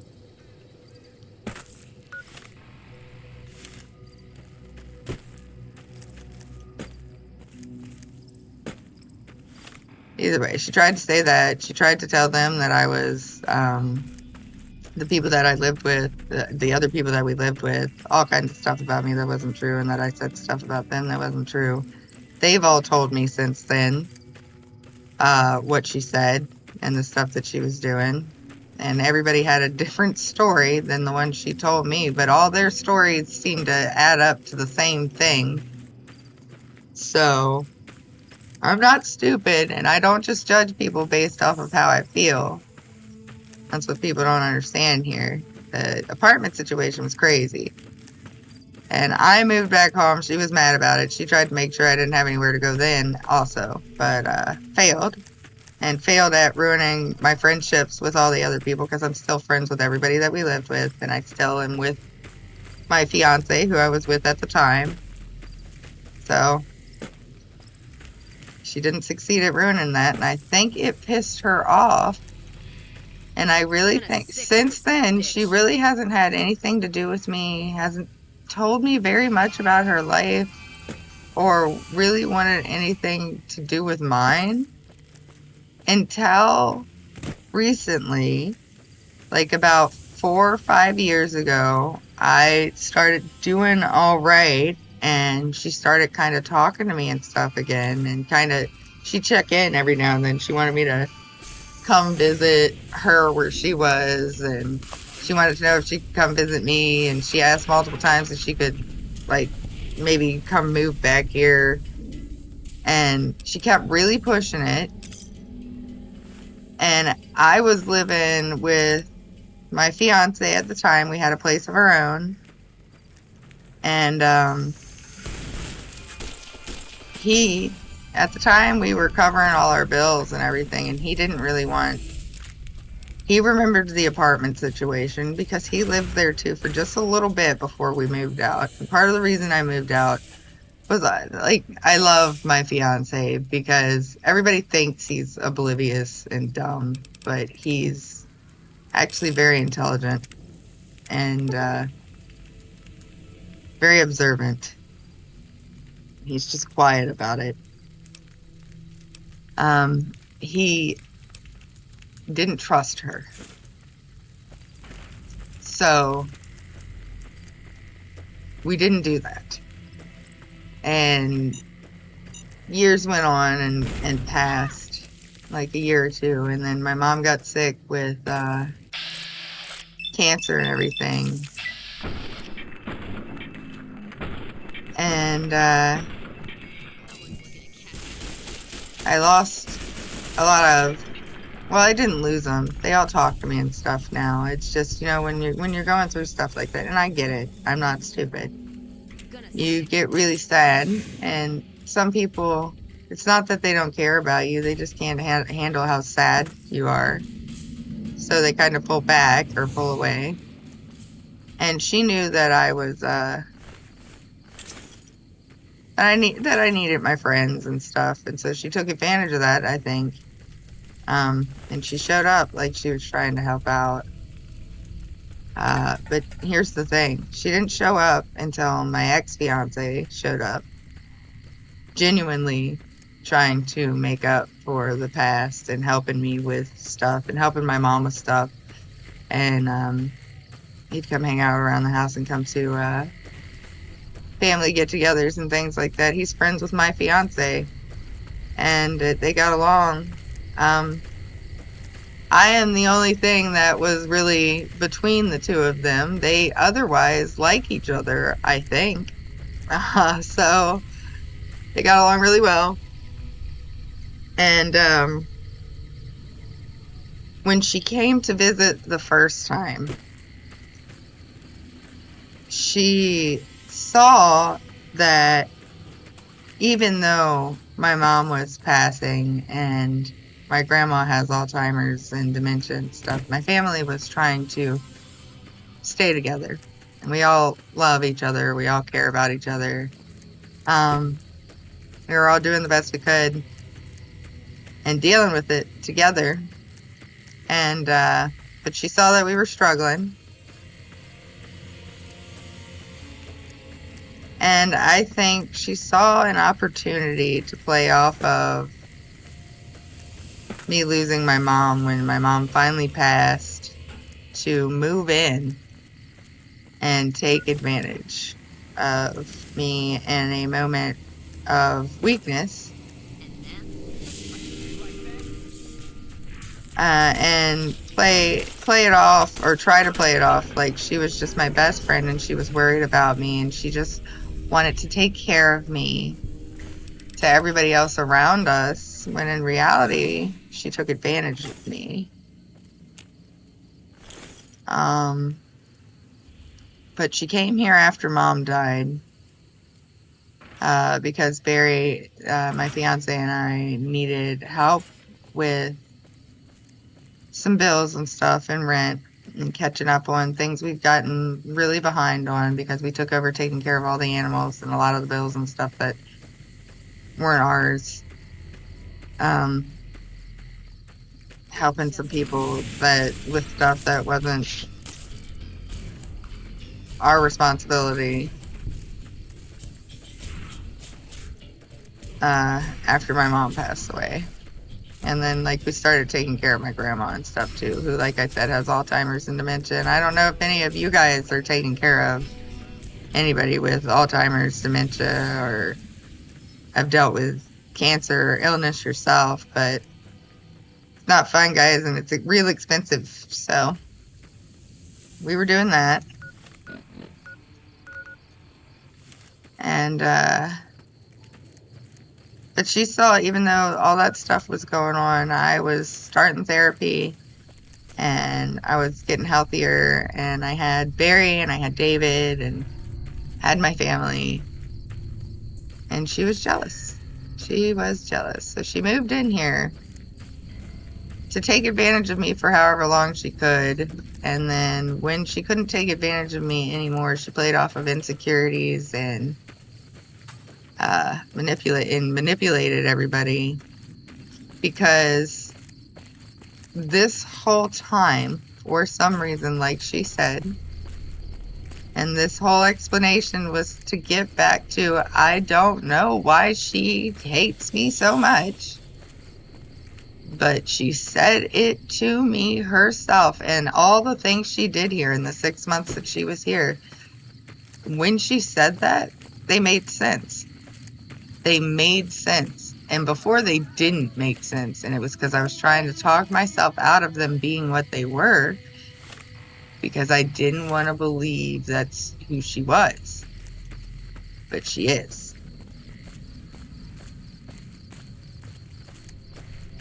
So I legitimately can't answer why she's mad at me. Now, if you ask her, she will tell you.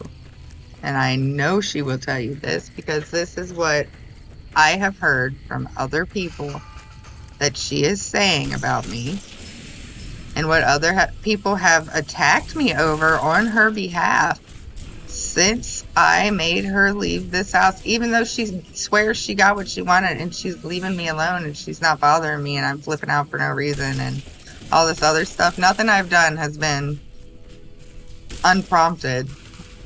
So, like, and a few things I've done, I did because the police told me to do them because of the way she was behaving. So she moved in here and pulled all the stuff that I've already explained to you guys after she got here. And I know it doesn't seem like a lot, but to me, breaking things that your grandfather, grandmother, great-grandmother, mom, all of which who are dead, and that things you can't get back or replace, is pretty fucked up. It's like fucking people's floors and stairs and windows and walls and shit up in their house and then refusing to replace things or repair them. It's pretty fucked up. Doing things like somebody tells you don't put bleach or wax down their pipes and drains in their house. Like, you guys can look this up, fact check me, because they have a septic tank and their pipes are old, and that will fuck it all up. And there are like septic safe cleaners and shit for that specific purpose. And then getting caught at 2 a.m. when that person gets up. Like, I got up at 2 a.m. because I thought Barry was coming home one night after I had told her not to put wax and stuff in the drain, like, multiple times. And I was wondering why the sink was getting clogged up. And I wake up, it's like 2 a.m. and I go out there to fucking, because I think my fiance's coming home from work, because that's around when he gets back. And I find her in my kitchen having boiled a candle, the rest of the wax that was in like a glass candle down, dumping it down my drain. The wax down my drain to reharden in the sink in the kitchen. When there's a trash can. And outside. You guys, she specifically would do things that I asked her nicely and explained why not to do, just to piss me off. It was like she was trying to get a rise out of me. And when I would call her on that kind of stuff, she would backstep and try to pull this. I would never. Why do you think that? You're being paranoid. You're just being sensitive. I don't understand why you're mad at me, kind of stuff. And I would be like talking to her just like this, saying stuff like, why are you doing that? When I have told you multiple times not to do that and why you shouldn't be doing that. And then she'd be like, oh, why are you being so mean to me? Like, why are you being so mean? You haven't said that. You never said that. And then she'd be like, I don't understand why you're always so sensitive about stuff. And it's like, bitch, are you 2 years old? I've literally, your 13-year-old son knows not to do it and has actively been not doing it because I asked him not to. And you're doing it when you think I'm asleep at 2 a.m. Specifically the thing I asked you not to put in there. And you think that I believe this act that you're giving me here. She was trying to fuck my house up. She was trying to fuck my relationships up, my friendships, my family.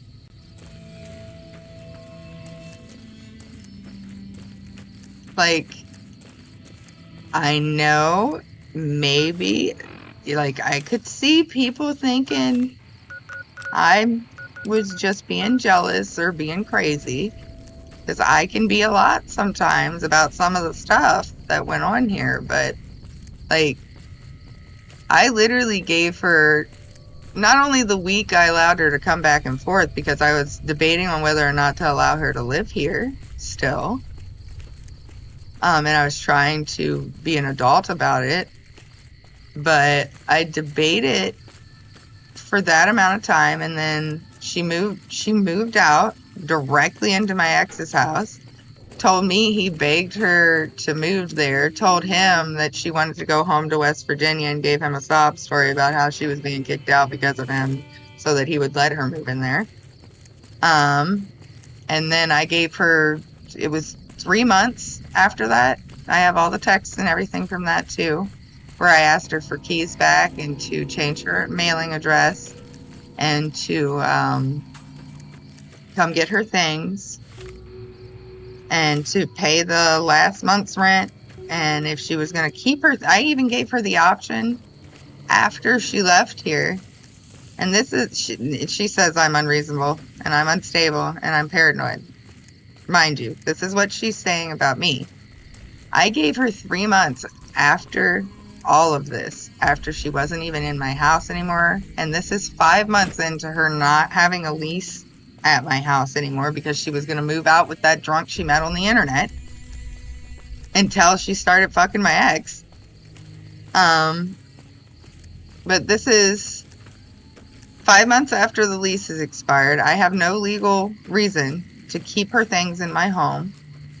And it's taken up 2 different rooms that I can rent out of my house. In total, for the 2 rooms, $1,200 a month is what I can rent them for. I was only charging her $500, which went up to $600.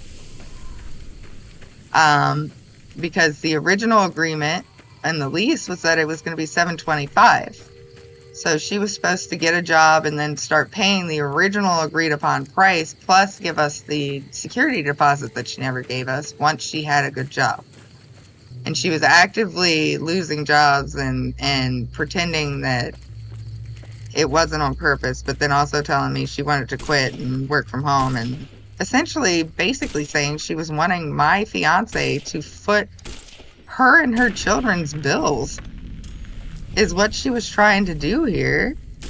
And he was like, that's not gonna happen. She has to work and she has to pay what she said she was gonna pay to be here. She's not gonna live off of us when we're taking care of your family and your grandmother who's passed, who's like, dying of Alzheimer's and dementia. Like I've explained to you guys, she came here because it was supposed to be a mutual exchange. I would watch her kids and she would help me with my grandma and help around the house. And in exchange for me caring for her kids and her dog, and us basically back and forth helping each other. That's not what it turned into at all. And then it's like she got mad at me because we wouldn't do that. And then she started doing all the weird shit that she did. And then she tried to move in on Barry, who is my fiance. Before she moved in here, she tried to date Barry, who is my fiance's best friend. She fucked up their friendship by spreading all kinds of shit to him. He sent me the text messages between him and her where she was saying that I'm abusive to my fiance and all this stuff to him, and trying to get him to not like me and start shit with Barry about it. And he did, and Barry ended up, at the end, he ended up standing up for me, and he was like, we're not going to be friends anymore if you're going to speak to my fiance like that and like act crazy and shit over some shit that's not even true. And then so she did that, and after that, didn't know that's exactly what happened there. And then she moved in, like I said, all this other stuff. Tried to sleep with another friend of mine. Tried to try to make me jealous because I play video games and stuff with him all the time, and she wanted to try to interject there, and that didn't work. Tried to sleep with my brother because she knows how I feel about my family. She was trying to start stuff there, and that didn't work. My story's a long one, friend, and I can't say as it's all that interesting. And then I'm gonna let him tell his long ass story right when I finish this one because I'm real close to the end. But after trying her hand at sleeping with, like I said, 2 of my other friends who are also friends with the guy she's with now, and my fiance and my brother, and this drunk off the internet, and basically she did her absolute best to absolutely ruin my life, and she couldn't get anything to work. And in a last ditch effort, because she knew I was removing her from my life because I saw her for what she was, she admitted what she was and why she was doing everything, and it helped me put the pieces together, and said to my face she was hurting me on purpose to humble me because essentially she'd always been jealous and she'd always, I guess, hated me. So I thought I had a friend, and what I had was someone who was in silent competition with me in her own head and literally making up all kinds of shit about who I am and the things I'm doing and saying and the way I act. Like, some of what she says is true because it's easy to throw the truth in with your story, and it's actually probably beneficial, in the long run to do that, because if you're trying to twist the truth, you got to use the truth, I guess.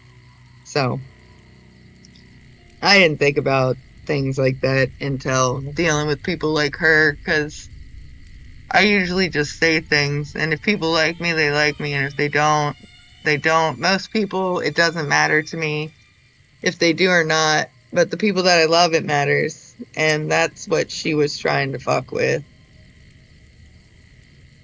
And she only made out with one of them. She only got out of this situation with one person. They're very important to me, and I care about them, and it sucks that it happened this way, but that's who she is, and that's what I've been dealing with. And this is the last time I will talk about it, because you guys now have the whole story, probably like 3 times over, because y'all keep asking about it. Well, I was born in a little town out Montana way. Me and Ma didn't have much ever since my pa up and left.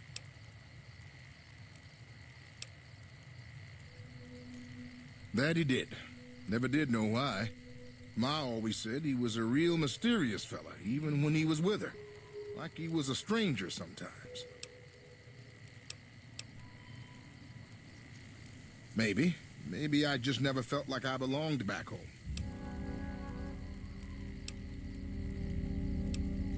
It sure wasn't easy. Ma worked her fingers to the bone to make sure we had enough to survive. And I worked the coal mines from when I was 15. After Ma died, I guess I wanted to find my pa and get some answers from him. Been out here looking ever since, but he ain't an easy man to find. Can't say as I really know. Maybe I'll just ask him why. Maybe I'll punch him right in the mouth. Hell, the more I talk about it, the more the whole damn thing sounds like a dumb idea. Maybe I should. Don't suppose you know any place a fella with a guitar might find a job, huh? Ah, well, it was worth a shot.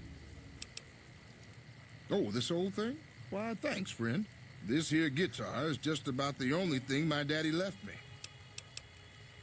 Just about my whole life, ever since my daddy left Ma and me and went off to roam the wastes. So long, friend.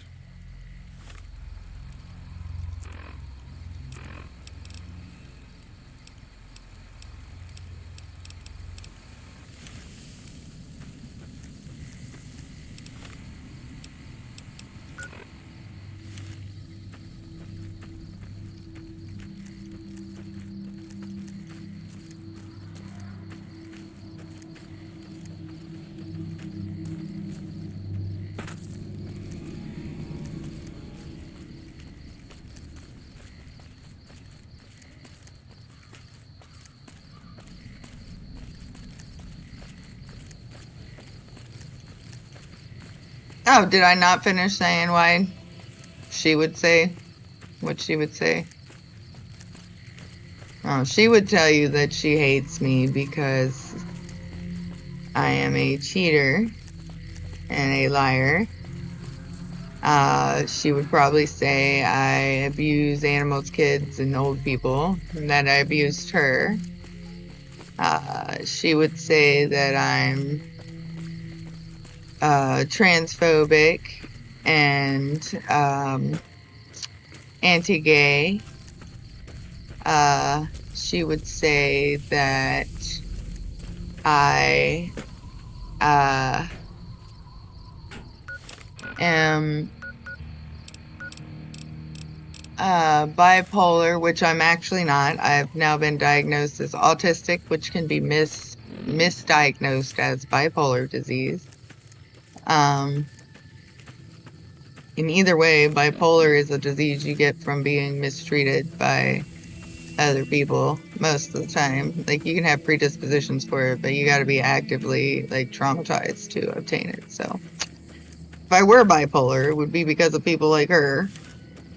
But she would say it's because I'm paranoid and a conspiracy theorist and unstable. Like, she has a book about why she doesn't like me. But here's the thing: if she were told to cite sources for said book, she wouldn't have any. And if you were to question the people that she says support her or said and did the things she said, they said and did, they would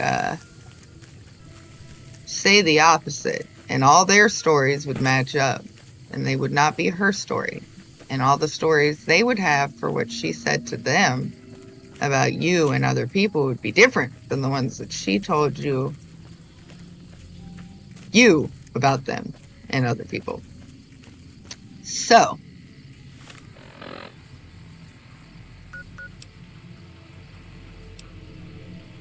basically, everything she said that I am and everything she tried to make me feel bad about, besides my medical conditions, which I have no control over, were self-diagnoses. They were projections. She was telling me who she is, basically. And when she tells you that that's who I am, that's what she's doing there too. Because if you want my sources, I can send you to the people that I've mentioned, and they'll tell you what they told me. And if you want to see me cite my sources, I'll show you the text messages that she sent me and the messages that I sent her, all of them, everything. And I'll explain why I said what I said, why I did what I did. Because I have reasons and I have evidence. I shouldn't need it. But unfortunately, when you're actually being mistreated by someone, often you do need it because people make you prove it. Morning. So, you're back. Now, where did we leave off? Okay, I see you. And I brought Edie here. What am I supposed to do here with you, Edie? What am I supposed to do here?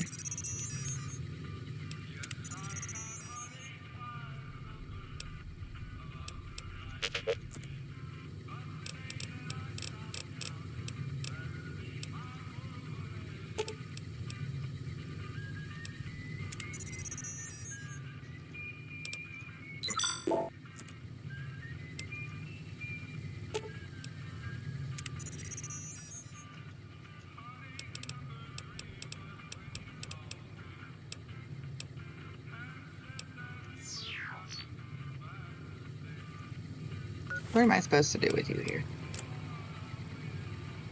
Bring Edie to Gibson Scrapyard and Novak. This is Gibson Scrapyard. Do I in here? Do you want to go in here, Edie? Come on. In here? What am I supposed to do with you, Edie?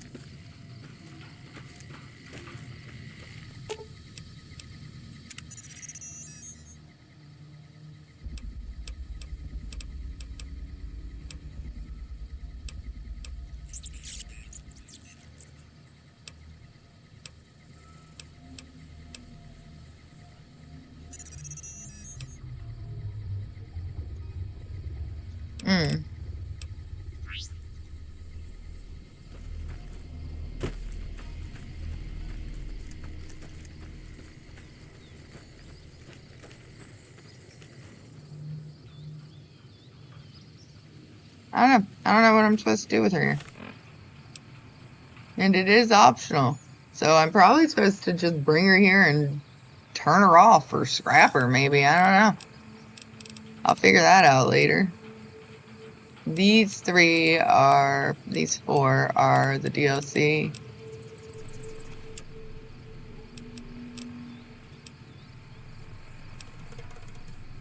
I can't do that one. I'm not gonna do that one. I can go do that without Cass. Can't do that one yet. Can't do that one yet. I'm not gonna do that one just yet.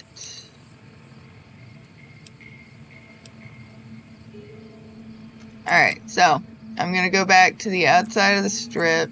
I realize I've been playing this for like 4 hours. Good God. And running my mouth for half of that time because freaking Rose.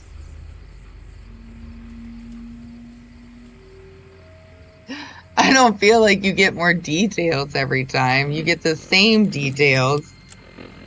Maybe said a little differently, but like, I'm telling the same story because it's not a story. This is my life. This is what happened to me. I wish it wasn't. I wish there weren't crazy bitches out there who just hate you to hate you when you're just being yourself. But they exist, unfortunately, and sadly, I have called 2 of them my friend. The other 2 I never called my friend. And one of them I knew actively disliked me from the very beginning. So it's not like I even hold anything against her. Like, I knew she hated me. She never acted like she did. So that I can respect. Just like I said, I don't like cheating and hoeing around and stuff. But like you mentioned earlier, you said, hey, I'm a hoe. And I respect that, Rose. Like, you do what you want to do. You do anything you want to do as long as you're not hurting other people and you admit it to yourself and to other people that are involved. People act like I'm a hard ass and it's hard to talk to me and I don't understand things, but like, you guys don't get it. I do. I understand and accept and am willing to compromise so much, and I think that's why it pisses me off so much when people like use or act like I'm hard to deal with, because I'm not. I'm probably one of the easiest people to deal with you'll ever meet. I understand a lot more than people think.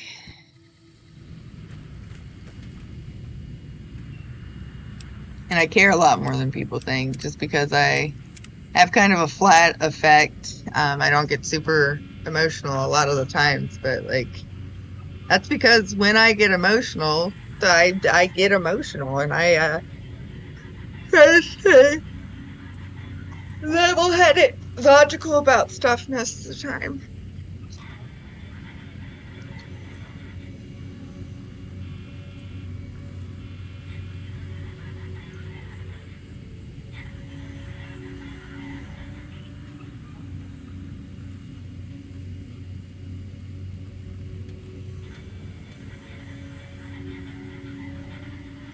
Yes, exactly. There is a difference. There is a difference. And it's sad that you're like, Emily. Oh my God. Yeah. Rose, you don't understand. I guess you do understand. Like, you get what I'm saying. So for her to act like I make no sense, you literally have to be so entitled and so delusional to call somebody else a cheat and a whore and all this other stuff and then get upset. Like, she called me those things in my own home and then got upset when I called her the same thing. Like, literally at the beginning, I was only saying stuff to her that she was saying to me and about me in my house. Like, to prove a point, like that, if that hurts your feelings, how do you think it makes me feel? And like, if it makes you feel like shit and it makes me feel like shit, why are you doing it? And I found out why she was doing it. She had no other reason except she wanted to humble me and she hated me. And she literally, like, if she couldn't be a part of my life, she was going to steal a part of my life, whichever one she could take, whichever one would benefit her the most, you know?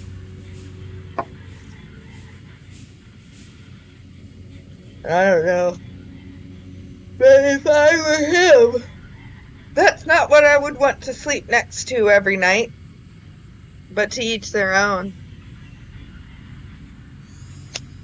He fumbled hard.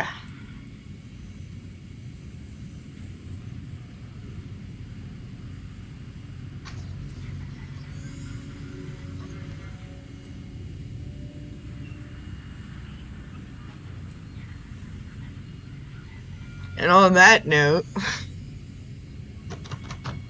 I've got some tidying up I gotta do. I am gonna get back on with something else for a little while. I don't know how much later I'm gonna be on. But if you want to jump back in chat, I won't have to be focusing on so much because it'll be like we can actually just chat about stuff with what I'm gonna start streaming after this, because it's my what's the word for it? It's called Spirit City Lo-Fi, and I put it up in the background when I am cleaning the house and working and all that good shit. So you guys can listen to a little bit of music and I can dress up my character. If you want to jump on there, you can help me pick out an outfit for my character real quick. So I'll be back in like 2 minutes with that. It should pop up for you to jump in. And I'll be back and forth from the screen while that is running, but I am going to be tidying up the house and stuff for maybe the next hour or so. We'll see. Thank you guys for hanging out. Thanks for watching. Apparently, all you guys like this tea. You just like the drama. You like the shit show that is my life. And you know what? Why not talk to you guys about it? It makes me feel better to get it off my chest. And I'm not really talking shit about people. I'm just talking about what they did. I think I've said it before while I brought this shit up. Like, you know, if people don't want people to think that they're shitty people, don't be shitty people, I guess. You know, I'm willing to admit the things that I've done wrong outright and tell people why I did them. So anybody who can't be honest drives me up a wall. Drives me crazy. Anyways, I'll be back. And I'm going to try to stop talking about this so much. Or maybe I'll make sessions that are specifically rant sessions. I'll call them Ghostie or some shit, since my name's Ghostie. That's what I'm going to do. When you see one of those labeled, just know you're coming in here to listen to me tell you guys my lore. I need your opinions. Tell me I'm crazy. Tell me I'm not crazy. Let me know. Let me know. Because as far as, like, the bitches I've pissed off are concerned, I'm wildin', and I don't see it. I know I take it to the next level when I've been pushed and pushed and pushed and pushed and pushed. So at the end of the day, the final blow up, most of the time, I probably am taking it too far. But everything that built to that point, I was totally chill. I was totally chill with and tried to be chill about. I guarantee it. Anyway, be right back with something else.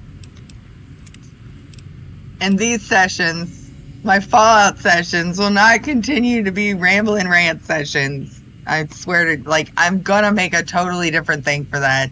And those of you that are here for the juicy tidbits, the hot goss, you can join me there. Cause you know, if I've had to live it, then I can share it, right? I had to live it. I'm still living it. So Anyway,